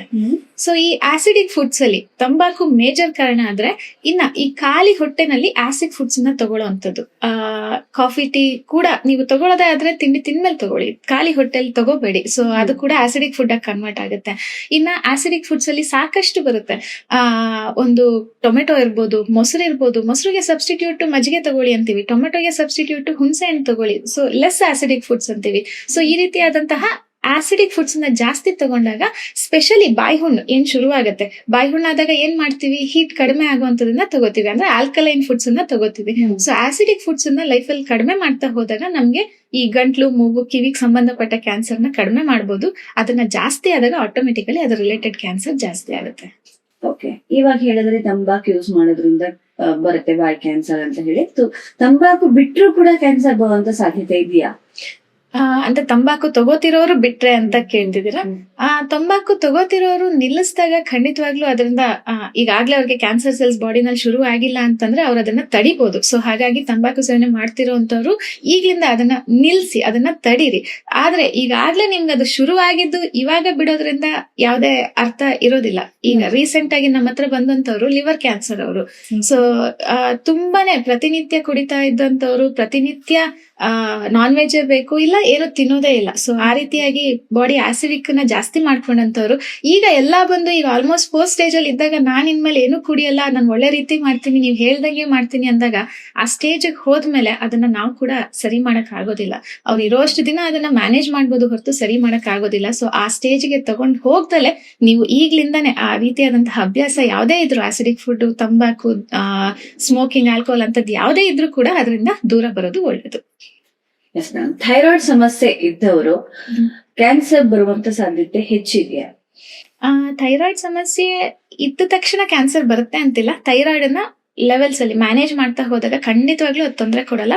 ಜೊತೆಗೆ ಥೈರಾಯ್ಡ್ ಅನ್ನ ಯಾವಾಗ್ಲೂ ಸ್ವಲ್ಪ ಚೆಕ್ ಮಾಡ್ಕೋತಾ ಇರೋಂಥದ್ದು, ಇಲ್ಲಿ ಗಡ್ಡೆ ಫಾರ್ಮ್ ಆ ರೀತಿ ಆಗಿಲ್ಲ, ಏನಾನ ಆದಾಗ ಇಮಿಡಿಯೇಟ್ ತೋರಿಸುವಂಥದ್ದು, ಈ ರೀತಿ ಮಾಡ್ಕೊಂಡಾಗ ಖಂಡಿತವಾಗ್ಲೂ ಬರೋದಿಲ್ಲ. ಆದ್ರೆ ಥೈರಾಯ್ಡ್ ಅನ್ನ ಅನ್ಕಂಟ್ರೋಲ್ಡ್ ಆಗಿ ಬಿಟ್ಟಾಗ, ಯಾವುದೇ ರೀತಿಯಾದಂತಹ ಮೆಡಿಕೇಶನ್ ತಗೊಳ್ದಲೆ ಅದನ್ನ ಅನ್ಕಂಟ್ರೋಲ್ಡ್ ಆಗಿ ಬಿಟ್ಟಾಗ ಅಲ್ಲಿ ನಮ್ಗೆ ಥೈರಾಯ್ಡ್ ಗ್ಲ್ಯಾಂಡ್ಸ್ ದಪ್ಪ ಆಗ್ತಾ ಹೋಗೋದು. ಬಿನೈನ್ ಟ್ಯೂಮರೇ ಮೆಜಾರಿಟಿ ಇರುತ್ತೆ, ಬಟ್ ಅದು ಕ್ಯಾನ್ಸರಸ್ ಟರ್ನ್ ಆಗೋ ಚಾನ್ಸಸ್ ಕೂಡ ಇರುತ್ತೆ. ಬಟ್ ನೀವು ಕಂಟ್ರೋಲ್ ಅಲ್ಲಿ ಇಟ್ಕೊಂಡಾಗ ಭಯ ಬೇಡ, ಏನು ತೊಂದರೆ ಆಗೋದಿಲ್ಲ. ಧ್ವನಿಯಲ್ಲಿ ಬದಲಾವಣೆ ಕಾಣಿಸ್ಕೊಂಡ್ರೆ ಅದು ಕ್ಯಾನ್ಸರ್ನ ಸೂಚನೆಯೇ? ಆ ಧ್ವನಿ ಬದಲಾವಣೆನ ಕ್ಯಾನ್ಸರ್ ಸೂಚನೆ ಅಂತ ಹೇಳಕ್ ಆಗೋದಿಲ್ಲ. ಬಿಕಾಸ್ ಹಾರ್ಸ್ನೆಸ್ ಆಫ್ ವಾಯ್ಸ್ ಸುಮಾರು ಸಲ ಇದರಲ್ಲಿ ಕಾಯಿಲೆಗಳಲ್ಲಿ ಸಿಂಪ್ಟಮ್ ಅಂತ ಬರುತ್ತೆ. ಸೊ ಅದೊಂದಕ್ಕೋಸ್ಕರ ಹೆದರ್ಕೊಳ್ಳೋ ನೆಸೆಸಿಟಿ ಇಲ್ಲ. ಬಟ್ ನಾವ್ ಮೊದ್ಲೇ ತಿಳಿಸ್ದಾಗೆ ಯಾವುದೇ ಒಂದು, ಇವಾಗ ಧ್ವನಿ ಬದಲಾವಣೆ ಕೂಡ ಅಷ್ಟೇ, ಸರಿ ಮಾಡ್ಬೇಕು ಒಂದು 15 ದಿನ 20 ದಿನ, ಮ್ಯಾಕ್ಸಿಮಮ್ 1 ತಿಂಗಳಲ್ಲಿ ಸರಿ ಆಗ್ಬೇಕು. ಸರಿ ಇಲ್ಲ ಅಂದಾಗ ಆಗ ನೀವು ಎಲ್ಲ ಅದನ್ನ ಪರಿಶೀಲನೆ ಮಾಡಿಸ್ಕೊಳ್ಳೋದು ಒಳ್ಳೇದು. ಧೂಮಪಾನ ಮಾಡದೆ ಇರೋರ್ಗೂ ಕೂಡ ಲಂಗ್ ಕ್ಯಾನ್ಸರ್ ಬರ್ತಾ ಇದೆ, ಯಾಕೆ? ಖಂಡಿತ. ಯಾಕಂದ್ರೆ ಪ್ಯಾಸಿವ್ ಸ್ಮೋಕರ್ ಅಂತೀವಿ, ಆಕ್ಟಿವ್ ಸ್ಮೋಕರ್ ಗಿಂತ ಜಾಸ್ತಿ. ನಮ್ಮದೇ ಒಂದು ಕ್ಲಿನಿಕ್ ಪಕ್ಕದಲ್ಲೇನೆ ಒಂದು ಅಂಗಡಿ, ಅಲ್ಲಿ ಪಕ್ಕದಲ್ಲಿ ಎಲ್ಲಾರು ನಿಂತ್ಕೊಂಡು ಅಂದ್ರೆ ಸ್ಮೋಕ್ ಮಾಡ್ತಾ ಇರ್ತಾರೆ. ಅಂದ್ರೆ ನಾವೇ ಎಷ್ಟೋ ಸಲ ಟ್ರೈ ಮಾಡಿದೀವಿ ಅವ್ರನ್ನ ಆ ಕಡೆ ಕಳ್ಸಕ್ಕೆ ಅಥವಾ ಬೇಡ ಅಂತ ಹೇಳಕ್ಕೆ ಅಥವಾ ಅದನ್ನ ಕ್ಲೋಸ್ ಮಾಡ್ಸಕ್ಕೆ. ಅದು ಕಷ್ಟ ಆಯ್ತು. ಎಲ್ಲೋ ಒಂದ್ ಕಡೆ ಪ್ಯಾಸಿವ್ ಸ್ಮೋಕರ್ಸ್ ನಾವು ಹಾಕ್ದಾಗ ಹೋಗ್ತಿರ್ತೀವಿ. ಸೊ ಈ ಆಕ್ಟಿವ್ ಸ್ಮೋಕರ್ಸ್ ಗಿಂತ ಪ್ಯಾಸಿವ್ ಸ್ಮೋಕರ್ಸ್ ಅಲ್ಲಿ ಬರುವಂತದ್ದೇ ಹೆಚ್ಚು, ಅಂದ್ರೆ ಕ್ಯಾನ್ಸರ್ ಬರುವಂತದ್ದೇ ಹೆಚ್ಚು. ಸೊ ಅವರಲ್ಲೂ ಬರುತ್ತೆ. ಹೇಗಾಗುತ್ತೆ ಅಂದ್ರೆ ಅವ್ರಿಗೂ ಬರೆಸ್ಕೊಳ್ಳೋದಲ್ದಲೆ ಬೇರೆಯವ್ರಿಗೂ ಕಾಯಿಲೆ ತಂದ್ಕೊಡ್ತಾ ಇರ್ತಾರೆ. ಅದರ ಜೊತೆಗೆ ಪೊಲ್ಯೂಷನ್ಸ್ ಏನಿದೆ ಅದರಲ್ಲೂ ಕೂಡ, ಈಗ ಡೆಲ್ಲಿ ಹೇಗೋ ಈಗ ಬ್ಯಾಂಗ್ಳೂರ್ ಕೂಡ ಅದೇ ರೀತಿ ಒಂದು ಪೊಲ್ಯೂಷನ್ ಅಲ್ಲಿ ಹೈ ಅಂತಾನೆ ಹೇಳ್ತಾ ಹೋಗ್ತಿದ್ದಾರೆ. ಅದರ ಜೊತೆಗೆ ಈ ಧೂಳುಗಳು, ಒಂದು ಮಣ್ಣಿಂದು, ಕಲ್ಲಿಂದು ಕೆಲಸ, ಸಿಮೆಂಟ್, ಸ್ಪೆಷಲಿ ಸಿಮೆಂಟ್ ಹೆಚ್ಚಾಗಿ ನಡೆಯುವಂತ ಧೂಳು, ಇವೆಲ್ಲ ನಮ್ಮ ಲಂಗ್ಸ್ ಗೆ ಹೋಗ್ತಾ ಹೋದಾಗ ಖಂಡಿತವಾಗ್ಲೂ ಅಂದ್ರೆ ಧೂಮಪಾನ ಮಾಡ್ದಲೇ ಇರೋರಲ್ಲೂ ಈ ಕ್ಯಾನ್ಸರ್ ಕಾಣಿಸ್ಕೊಳ್ಳುತ್ತೆ. ಕೆಮ್ಮು ಎಷ್ಟು ದಿನ ಇದ್ರೆ ನಾವು ಎಚ್ಚರಿಕೆಯನ್ನ ತೆಗೆದುಕೊಂಡು ಮುಂದಿನ ತಪಾಸಣೆಗೆ ಹೋಗ್ಬೇಕಾಗತ್ತೆ? ಕೆಮ್ಮು ಮ್ಯಾಕ್ಸಿಮಮ್ ಒಂದು 20 ರಿಂದ 25 ದಿನ, ಅದಕ್ಕೂ ಜಾಸ್ತಿ ಇದ್ದಾಗ ನೀವು ಅದರ ತಪಾಸಣೆ ಮಾಡಿಸ್ಬೇಕು. ಮೊದಲನೇದಾಗಿ ಚೆಸ್ಟ್ ಎಕ್ಸ್ರೇ ಅಂತ ಹೋದಾಗ ಸಾಮಾನ್ಯವಾಗಿ ಕೆಮ್ಮನ್ನ ಮೊದಲನೇದಾಗಿ ಟ್ಯೂಬರ್ಕ್ಯುಲೋಸಿಸ್ಗೆ ಚೆಕ್ ಮಾಡ್ತೀವಿ. ಟ್ಯೂಬರ್ಕ್ಯುಲೋಸಿಸ್ ಕ್ಲಿಯರ್ ಇದ್ದಾಗ ಆಮೇಲೆ ನಾವು ಲಂಗ್ ಕ್ಯಾನ್ಸರ್ಗೆ ಚೆಕ್ ಮಾಡ್ತಾ ಹೋಗ್ತೀವಿ. ಅದಕ್ಕೂ ಮುಂಚೆ ಅಂದ್ರೆ ನೀವು ಕೆಮ್ಮನ್ನ ಸರಿ ಮಾಡ್ಕೊ, ತುಂಬಾ ದಿನದಿಂದ ಇದೆ, ವಾಸಿ ಆಗ್ತಿಲ್ಲ, ಸರಿ ಮಾಡ್ಕೊಳ್ಳೋದಾದ್ರೆ ಒಂದೇ ಒಂದು ಗಮನಿಸಿ, ನಿಮ್ಮ ನೀರು ಕುಡಿಯುವಂಥದ್ದು, ವಾಟರ್ ಕನ್ಸಂಪ್ಷನ್ ಏನ್ ಹೇಳ್ತೀವಿ, ಕಡಿಮೆ ಆದಾಗ ಕೆಮ್ಮು ಜಾಸ್ತಿ ಆಗ್ತಾ ಹೋಗುತ್ತೆ. ಅಗೇನ್ ಕೆಮ್ಮಲ್ಲೂ ಕೂಡ ನಿಮಗ್ ಬರ್ಬೇಕಾದ್ರೆ ವಿತ್ ಫ್ಲೆಮ್, ವಿತೌಟ್ ಫ್ಲೆಮ್ ಅದನ್ನ ಕೂಡ ಗಮನಿಸ್ತಾ ಹೋಗಿ. ವಿತ್ ಫ್ಲೆಮ್ ಗ್ರೀನ್ ಅಥವಾ ಎಲ್ಲೋ ಇತ್ತು ಅಥವಾ ವಿತೌಟ್ ಫ್ಲೆಮ್ ಇತ್ತು ಅನ್ನೋದಾದ್ರೆ ಅಲ್ಲಿ ಕೂಡ ಅಷ್ಟೇ ನಿಮ್ಮ ಡಿಹೈಡ್ರೇಷನ್ ಕಾರಣ ಇರುತ್ತೆ. ಸುಮಾರು ಸಲ ಮೆಡಿಸಿನ್ ತಗೋತೀವಿ. ಇವಾಗ ನೀವ್ ಯಾವ್ದೇ ಒಂದು ಡಾಕ್ಟರ್ ಹತ್ರ ಹೋದಾಗ ಮೆಡಿಸಿನ್ ಬರ್ಕೊಡ್ತಾರೆ, ಅವ್ರಿಗೆ ಅಷ್ಟು ಟೈಮ್ ಇರಲ್ಲ. ನೀರ್ ಎಷ್ಟು ಕುಡಿತೀರಾ ಪ್ರತಿಯೊಂದು ಕೇಳೋಷ್ಟು ಖಂಡಿತ ಟೈಮ್ ಇರೋದಿಲ್ಲ. ಇದು ನಿಮ್ಮನ್ನ ನೀವೇ ನೋಡ್ಕೋಬೇಕಾಗಿರೋಂಥದ್ದು. ಸೊ ನಿಮಗೆ ನೀರನ್ನ ಕ್ವಾಂಟಿಟಿನ ಜಾಸ್ತಿ ಮಾಡಿದಾಗ ಕೂಡ ಕೆಮ್ಮು ವಾಸಿ ಆಗುತ್ತೆ. ಅದೆಲ್ಲಾ ಮಾಡಿನೂ ಆಗಿಲ್ಲ ಅಂದಾಗ 20 ರಿಂದ 25 ದಿನ ದಾಟ್ತು ಅಂದಾಗ ಖಂಡಿತವಾಗ್ಲೂ ಅದರ ಪರಿಶೀಲನೆ ಮಾಡೋದು ಒಳ್ಳೇದು. ರಕ್ತದ ಕ್ಯಾನ್ಸರ್, ಬ್ಲಡ್ ಕ್ಯಾನ್ಸರ್ ಬರೋದಕ್ಕೆ ಕಾರಣಗಳು ಯಾವ್ಯಾವು? ಬ್ಲಡ್ ಕ್ಯಾನ್ಸರ್ ಅನ್ನುವಂಥದ್ದು actually one of the common cancer ಅಲ್ಲಿ ಇವಾಗ ಬ್ಲಡ್ ಕ್ಯಾನ್ಸರ್ ಕೂಡ ಒಂದು ಆಗೋಗಿದೆ.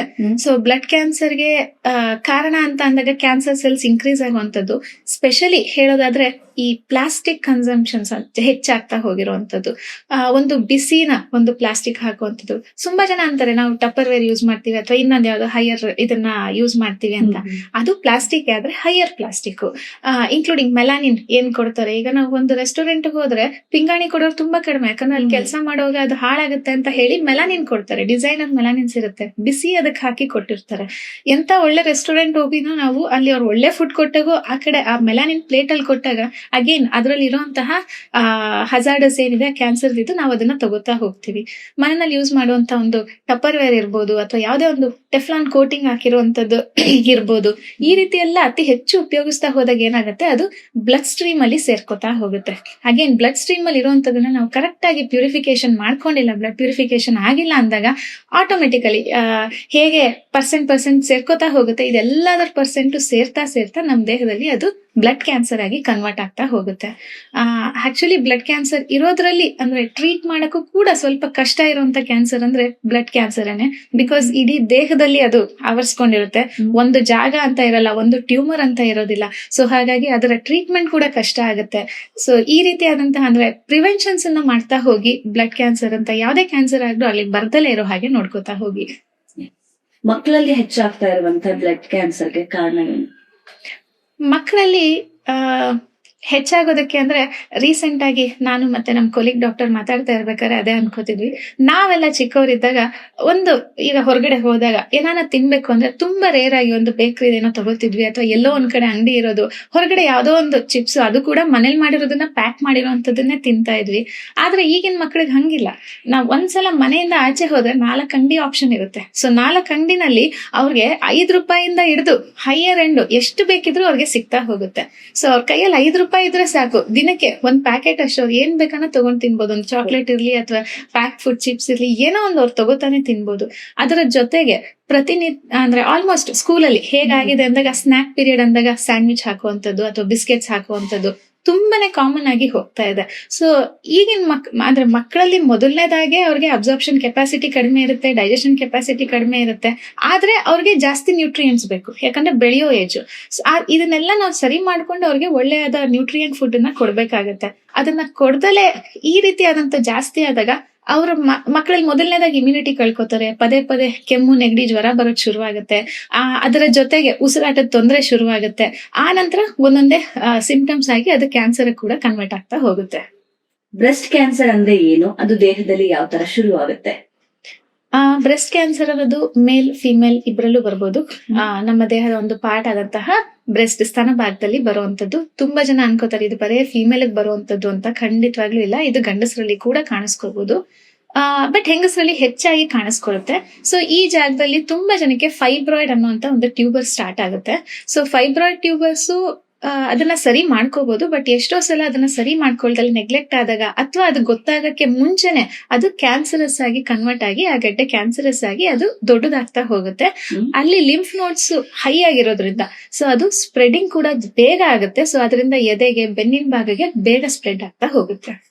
ಬ್ರೆಸ್ಟ್ ಕ್ಯಾನ್ಸರ್ಗೆ ಕಾರಣ ಅಂತ ಅಂದಾಗ ಇವಾಗ ಹೇಳಿರುವಂತ ರೀಸನ್ಸ್ ಜೊತೆಗೆ ನಮ್ಮ ಪೀರಿಯಡ್ ಸೈಕಲ್ ಸರಿ ಇಲ್ಲ ಅಂದಾಗ ಅದು ಕೂಡ ಅದರಲ್ಲಿ ಹಾರ್ಮೋನ್ಸ್, ನಮ್ಮ ಯೂಟ್ರಸ್ ಹಾರ್ಮೋನು ಮತ್ತೆ ಬ್ರೆಸ್ಟ್ ಹಾರ್ಮೋನ್ಸ್ ಎರಡು ಈಕ್ವಲ್ ಆಗಿರುತ್ತೆ. ಸೊ ಹಾಗಾಗಿ ಫೀಮೇಲ್ ಅಲ್ಲಿ ನಮ್ಮ ಮೆನ್ಸ್ಟ್ರುಯಲ್ ಸೈಕಲ್ಸ್ ಸರಿಯಾಗಿ ಆಗ್ತಾ ಇಲ್ಲ ಅಂದಾಗ ಅದು ಬ್ರೆಸ್ಟ್ ಕ್ಯಾನ್ಸರ್ ಬರುವಂತ ಚಾನ್ಸಸ್ ಇರುತ್ತೆ. ಸೊ ಮೆನ್ಸ್ಟ್ರುಯಲ್ ಸೈಕಲ್ಸ್ ರೆಗ್ಯುಲರ್ ಆಗಿರ್ಬೇಕು, ಹೈ ಬ್ಲೀಡಿಂಗ್ ಇರಬಾರ್ದು, ಕ್ಲಾಟ್ಸ್ ಇರಬಾರ್ದು. ಒಂದು 28 to 35 ಡೇಸ್ ಓಕೆ, ಅದಕ್ಕೂ ಬೇಗ ಅಥವಾ ಅದಕ್ಕೂ ಲೇಟ್ ಆಗಿ ಸೈಕಲ್ಸ್ ಇರಬಾರ್ದು.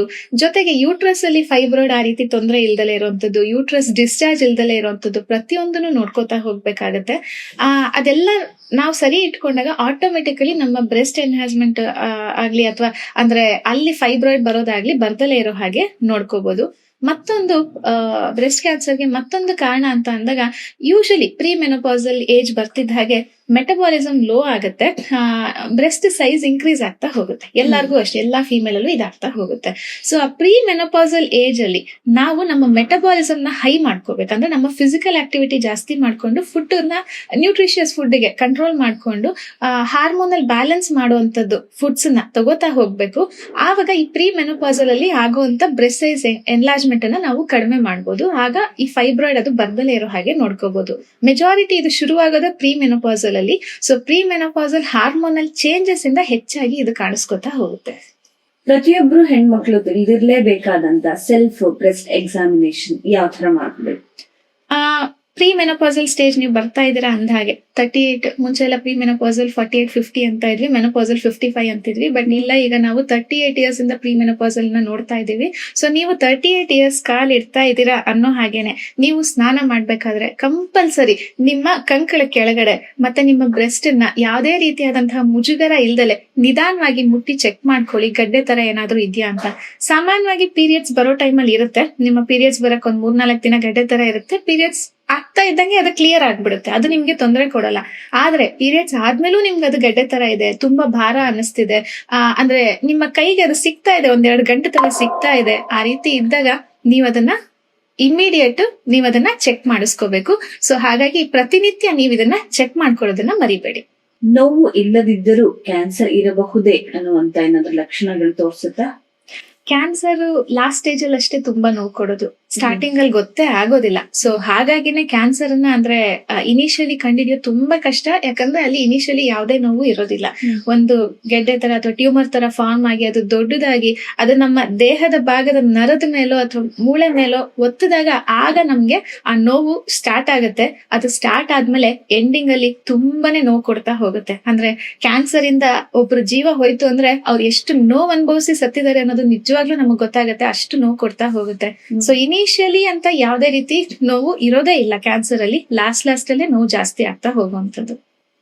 ಡಾಕ್ಟರ್, ಕ್ಯಾನ್ಸರ್ ಅನ್ನ ಯಾವ ವಯಸ್ಸಿನಿಂದ ನಾವು ಚೆಕಪ್ ಮಾಡಿಸ್ಕೋಬಹುದು? ಕ್ಯಾನ್ಸರ್ ಚೆಕಪ್ ಒಂದು 45 ಇಯರ್ಸ್ ಆಗ್ತಾ ಇದ್ದ ಹಾಗೆ ನಾವು ಕ್ಯಾನ್ಸರ್ ಬಗ್ಗೆ ಹೆಚ್ಚಾಗಿ ಗಮನ ತಗೊಳ್ಳೋದು ತುಂಬಾನೇ ಒಳ್ಳೇದು. ಆದ್ರೆ ಇವಾಗಿನ ಫುಡ್ ಇದ್ರಲ್ಲಿ ಚಿಕ್ಕ ವಯಸ್ಸಲ್ಲೂ ಕೂಡ ಸ್ಟಾರ್ಟ್ ಆಗ್ತಾ ಇದೆ. ಸೊ ಹಾಗಾಗಿ ವರ್ಷಕ್ಕೊಂದ್ಸಲ ಒಂದು 12 ವರ್ಷದ ಮಕ್ಕಳವರ್ಗುನು ನಾವು ಅವ್ರನ್ನ ಕೇರ್ ಮಾಡ್ತಾ ಹೋಗ್ಬೇಕು. ಏನಾದ್ರು ತೊಂದರೆ ಆದಾಗ ಟೆಸ್ಟ್ ಮಾಡ್ಸೋಣ, ಬೇರೆ ಟೈಮಲ್ಲಿ ಬೇಡ. ಬಟ್ ಒಂದು 12-18 ಒಂದ್ ಸ್ವಲ್ಪ ಅವ್ರಿಗೂ ನಾಲೆಜ್ ಕೊಟ್ಟು ನಾವು ಅವ್ರ ಹಿಂದೆ ಬೀಳ್ಬೇಕು. 18 ಇಯರ್ಸ್ ಆದ್ಮೇಲೆ ವರ್ಷಕ್ಕೊಂದ್ಸಲ ಆದ್ರೂ ಬ್ಲಡ್ ಟೆಸ್ಟ್ ಅದನ್ನೆಲ್ಲ ಮಾಡಿಸ್ತಾ ಹೋದಾಗ ಏನಾದ್ರೂ ತೊಂದರೆ ಇದ್ರೆ ಯಾವಾಗಿಂದ ಶುರುವಾಯ್ತು, ಯಾವಾಗವರೆಗೂ ಹೆಲ್ದಿ ಆಗಿದ್ರು ಅನ್ನೋದು ಕೂಡ ಖಂಡಿತವಾಗ್ಲೂ ಗೊತ್ತಾಗುತ್ತೆ.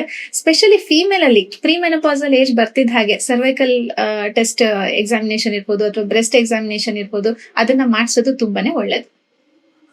ಗರ್ಭಾಶಯದ ಕ್ಯಾನ್ಸರ್ ಉಂಟಾಗುವಂತಹ ಲಕ್ಷಣಗಳು ಯಾವ್ಯಾವ ಅಂತೀರಾ? ಗರ್ಭಾಶಯ ಕ್ಯಾನ್ಸರ್ ಅನ್ನುವಂಥದ್ದು ಯೂಶಲಿ ಸಾಮಾನ್ಯವಾಗಿ ಫೈಬ್ರಾಯ್ಡ್ ಯೂಟ್ರಸ್ ಅಂತ ಹೇಳ್ತೀವಿ. ಅಂದ್ರೆ ಯೂಟ್ರಸ್ ಅಲ್ಲಿ ಫೈಬ್ರಾಯ್ಡ್ ಇರುವಂತದ್ದು, ಅಲ್ಲಿಂದ ಶುರುವಾಗುವಂತದ್ದು. ನಾವು ಮೆಡಿಕಲ್ ಎಲ್ಲ ಓದ್ಬೇಕಾದ್ರೆ ಫೈಬ್ರಾಯ್ಡ್ ಯೂಟ್ರಸ್ ಅನ್ನುವಂತ ಕೇಸಸ್ ತುಂಬಾನೇ ಕಡಿಮೆ ಇರ್ತಾ ಇತ್ತು. ಬಟ್ ಈಗ ರೀಸೆಂಟ್ ಆಗಿ ಒಂದು 5 ಇಯರ್ಸ್ ಇಂದ ಅಂತಾನೆ ಹೇಳ್ಬೋದು. ಅಂದ್ರೆ ಫೈಬ್ರಾಯ್ಡ್ ಇದೆ ಯೂಟ್ರಸ್ ಅಲ್ಲಿ ಅಂತ ತುಂಬಾ ಜನ ಬರ್ತಾರೆ ಟ್ರೀಟ್ಮೆಂಟ್ ತಗೊಳ್ಳೋದಕ್ಕೆ. ಅದ್ರಲ್ಲೂ ಕೂಡ ನಮ್ ಜೊತೆನೆ ಒಂದು 4-5 ವರ್ಷದಿಂದ ಕಂಟಿನ್ಯೂ ನಮ್ ಜೊತೆ ಒಂದು ಒಳ್ಳೆ ರೀತಿಯಾದಂತಹ ಫುಡ್ ಲೈಫ್ ಸ್ಟೈಲ್ ಹ್ಯಾಬಿಟ್ ಇಟ್ಕೊಂಡು ಕೂಡ ಅವ್ರಿಗೂ ಕೂಡ ಈ ಫೈಬ್ರಾಯ್ಡ್ ಬಂದಿರೋದನ್ನ ನೋಡಿದೀವಿ. ಸೊ ಇಲ್ಲಿ ಫೈಬ್ರಾಯ್ಡ್ ಬರೋದಕ್ಕೆ ರೀಸನ್ಸ್ ಅಂತ ತಗೊಂಡಾಗ ಒಂದು ನಮ್ಮ ಕೆಮಿಕಲ್ ಸೇವನೆನೋ ಅಥವಾ ಪೊಲ್ಯೂಷನ್ ಅಥವಾ ಬೇರೆ ನಮ್ಮ ಜೆನೆಟಿಕಲ್ ಮಾಡಿಫಿಕೇಶನ್ ಆಗ್ತಾ ಇದೆಯಾ ನಮ್ಮ ದೇಹದಲ್ಲಿ ಅನ್ನೋದು ರೀಸನ್ ಗೊತ್ತಾಗ್ದಲೇ ಇರುವಂತದ್ದು. ಆದ್ರೆ ಫೈಬ್ರಾಯ್ಡ್ ಮಾತ್ರ ತುಂಬಾ ಜನಕ್ಕೆ ಕಾಣಿಸ್ಕೋತಾ ಇದೆ. ಇದು ಪ್ರೀ ಮೆನೋಪಾಸಲ್ ಅಲ್ಲ, ಫರ್ಟೈಲ್ ಟೈಮ್ ಅಲ್ಲೇ ಕಾಣಿಸ್ಕೋತಾ ಇದೆ, ಫರ್ಟಿಲಿಟಿ ಏಜ್ ಅಲ್ಲೇ ಕಾಣಿಸ್ಕೋತಾ ಇದೆ ಫೈಬ್ರಾಯ್ಡ್ ಅನ್ನುವಂಥದ್ದು. ಈ ಫೈಬ್ರಾಯ್ಡ್ ಅನ್ನ ನಾವು ಕರೆಕ್ಟ್ ಆಗಿ ಸರಿಯಾಗಿ ಚೆಕ್ ಮಾಡ್ಕೋತಾ ಅಂದ್ರೆ ಅದನ್ನ ನಾವು ಟೆಸ್ಟ್ ಮಾಡ್ಕೊಳ್ದರೆ ಇದ್ದಾಗ ಅದು ಕೂಡ ಕ್ಯಾನ್ಸರಸ್ ಆಗಿ ಕನ್ವರ್ಟ್ ಆಗೋ ಚಾನ್ಸಸ್ ಇರುತ್ತೆ. ಮತ್ತೊಂದು ಸರ್ವೈಕಲ್ ಕ್ಯಾನ್ಸರ್ ಅಂತ ಹೇಳ್ತಾರೆ, ಅಂದ್ರೆ uterus last part cervical region ಅಲ್ಲಿ ಬರುವಂತದ್ದು. ಅಲ್ಲಿ ಕೂಡ ಅಷ್ಟೇ ಇನ್ಫೆಕ್ಷನ್ಸ್ ಆದಾಗ ಪದೇ ಇನ್ಫೆಕ್ಷನ್ಸ್ ಆ ತರ ಎಲ್ಲ ಆಗ್ತಾ ಹೋದಾಗ ತುಂಬಾ ಪದೇ ಇಚ್ಚಿಂಗ್ ಆಗ್ತಾ ಇದೆ, ತುಂಬಾ ಡಿಸ್ಚಾರ್ಜ್ ಆಗ್ತಾ ಇದೆ. ಇದಕ್ಕೆ ಕಾರಣ ಅನ್ನೋಂಥದ್ದು ನಮ್ಮ ಒಂದು ಹೈಜೀನ್ ಇರ್ಬೋದು ಅಥವಾ ಒಂದು ಪರ್ಸನಲ್ ರೀಸನ್ಸ್ ಇಂದ ಕೂಡ ಇರ್ಬೋದು. ಸೊ ಇಲ್ಲಿ ಕೂಡ ಅಷ್ಟೇ ಈ ಸರ್ವೈಕಲ್ ಕ್ಯಾನ್ಸರ್ ಏನಾದ್ರೂ ಅಂದ್ರೆ ಡಿಸ್ಚಾರ್ಜ್ ಅದೆಲ್ಲ ಅಬ್ನಾರ್ಮಲ್ ಡಿಸ್ಚಾರ್ಜ್ ಅಂತಾನೆ ಹೇಳ್ಬೋದು. ಆ ರೀತಿ ಆಗ್ತಿದೆ, ತುಂಬಾ ಸ್ಮೆಲ್ ಬರ್ತಾ ಇದೆ, ಒಂಥರ ಗಾಯ ತರ ಆಗಿದೆ ಅಥವಾ ರಪ್ಚರ್ಸ್ ಆಗಿದೆ, ಈ ರೀತಿ ಏನಾನ ಆಗಿದ್ದಾಗ ಇಮಿಡಿಯೇಟ್ ಅದನ್ನ ಕೇರ್ ತಗೋಬೇಕು, ಇಲ್ಲಾಂದ್ರೆ ಅದು ಕೂಡ ಈ ಕ್ಯಾನ್ಸರ್ ಆಗಿ ಕನ್ವರ್ಟ್ ಆಗ್ತಾ ಹೋಗುತ್ತೆ. ಡಾಕ್ಟರ್, ಅನಿಮಿಯೇಟೆಡ್ ಪೀರಿಯಡ್ಸ್ ಕ್ಯಾನ್ಸರ್ ನ ಸೂಚನೆ? ಅನಿಮಿಯಮಿತ 2 ತರ ಬರ್ಬೋದು. ಒಂದು ಅರ್ಲಿ ಆಗುವಂಥದ್ದು, ಬೇಗ ಬಿಫೋರ್ 28 ಡೇಸ್ ಆಗುವಂಥದ್ದು ವಿತ್ ಹೆವಿ ಕ್ಲಾಟ್ಸ್ ಅಥವಾ ನೋ ಕ್ಲಾಟ್ಸ್, ಹೆವಿ ಬ್ಲೀಡಿಂಗ್ ಆ ರೀತಿ ಇರುವಂತದ್ದು.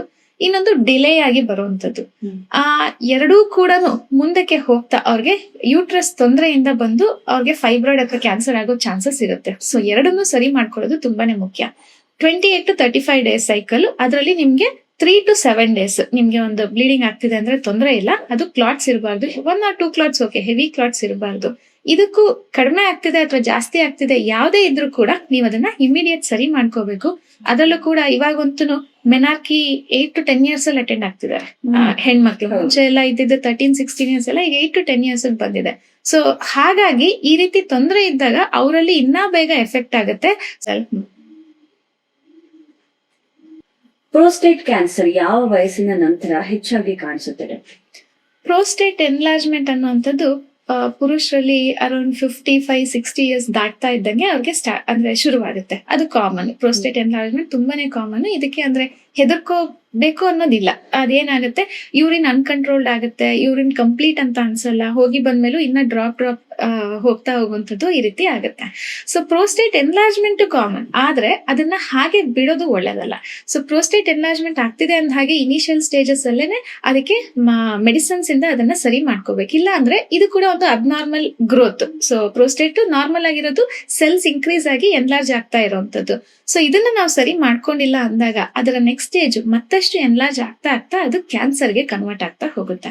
ಸೊ ಇನಿಷಿಯಲ್ ಸ್ಟೇಜ್ ಮೆಡಿಕೇಶನ್ ಅಥವಾ ಮಿಡಲ್ ಸ್ಟೇಜ್ ಪ್ರೋಸ್ಟೇಟ್ ರಿಮೂವಲ್, ಅದನ್ನ ತೆಗೆಸುವಂಥದ್ದು ಸರ್ಜರಿ ಇರ್ಬೋದು, ಅದೆರಡರಲ್ಲಿ ಒಂದು ನಾವು ಮಾಡಿಸಿಲ್ಲ ಅಂದಾಗ ಅದು ಪ್ರೋಸ್ಟೇಟ್ ಕ್ಯಾನ್ಸರ್ಗೆ ಕನ್ವರ್ಟ್ ಆಗುತ್ತೆ.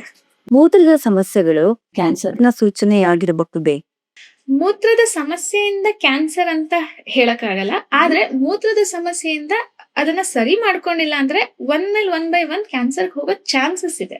ಈಗ ಎಕ್ಸಾಂಪಲ್, ಉರಿ ಮೂತ್ರ ಬರ್ತಾ ಇದೆ, ಅಥವಾ ತುಂಬಾ ಯೆಲ್ಲೋಯಿಶ್, ಡಾರ್ಕ್ ಯೆಲ್ಲೋಯಿಶ್, ಅಥವಾ ಸರಿಯಾಗಿ ಆಗ್ತಾ ಇಲ್ಲ, ಅಥವಾ ಪದೇ ಪದೇ ಆಗ್ತಾ ಇದೆ. ಯೂಶಲಿ ಇದೆಲ್ಲ ಹಾರ್ಮೋನಲ್ ವೇರಿಯೇಷನ್ಸ್ ಇಂದ ಆಗುತ್ತೆ. ಕಿಡ್ನಿ ಸೆಕ್ರೇಟ್ ಆಗೋ ಹಾರ್ಮೋನ್ಸ್ ಅದರಿಂದ ಆಗುತ್ತೆ. ಸೊ ಅದನ್ನ ನಾವು ಸರಿ ಮಾಡ್ದಲೇ ಇದ್ದಾಗ ಕಿಡ್ನಿ ಮೇಲೆ ಪ್ರೆಷರ್ ಬೀಳ್ತಾ ಹೋಗುತ್ತೆ. ಸೊ ಕಿಡ್ನಿ ಮೇಲೆ ಪ್ರೆಷರ್ ಆದಾಗ ಕಿಡ್ನಿ ಮಾಲ್ ಫಂಕ್ಷನ್ಸ್ ಆಗಿ ಕಿಡ್ನಿ ಫೇಲ್ಯೂರ್ ಆಗಿ ಅಲ್ಲಿ ಕ್ಯಾನ್ಸರ್ ಆಗೋ ಚಾನ್ಸಸ್ ಬರ್ಬೋದು. ಬಟ್ ಡೈರೆಕ್ಟ್ ಆಗಿ ಯೂರಿನ್ ಅಂತ ಹೇಳಕ್ ಆಗೋದಿಲ್ಲ. ಬಟ್ ಯೂರಿನ್ ಕೂಡ ನಾವು ಸರಿ ಮಾಡ್ಕೊಳ್ಳೋದು ಒಂದು ಮುಖ್ಯ ಆಗುತ್ತೆ. ಅತಿಯಾದ ಮಸಾಲೆ ಮತ್ತೆ ಫಾಸ್ಟ್ ಫುಡ್ ನ ಸೇವನೆ ಕ್ಯಾನ್ಸರ್ಗೆ ಕಾರಣ ಆಗುತ್ತಾ? ಖಂಡಿತವಾಗ್ಲೂ ಕಾರಣ ಆಗುತ್ತೆ.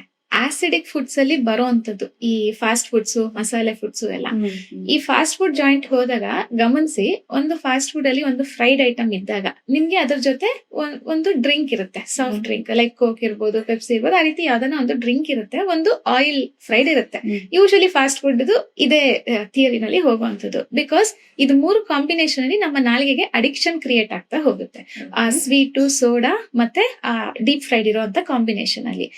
ಅದೇ ಟ್ರೆಡಿಷನಲಿ ನಾವು ಹೋಗುವಂತ ಒಂದು ಡೀಪ್ ಫ್ರೈಡ್ ಇರ್ಬೋದು, ಮನೆಯಲ್ಲಿ ಯಾವಾಗನ ಚಳಿಗಾಲ ಅಥವಾ ಮಳೆಗಾಲದಲ್ಲಿ ಮಾಡುವಂತ ಬಜ್ಜಿ ಇರ್ಬೋದು. ಅದಾದ್ಮೇಲೆ ಏನ್ ಮಾಡ್ತಾರೆ, ಸಾಮಾನ್ಯವಾಗಿ ಬಿಸಿ ಹಾಲೋ ಕಷಾಯನೋ ಕುಡಿಯುವಂತ ಅಭ್ಯಾಸ ಆಯ್ತು. ಈಗ ಅದು ಕಾಫಿ ಟೀಗೆ ಹೋಗ್ತಾ ಇದೆ.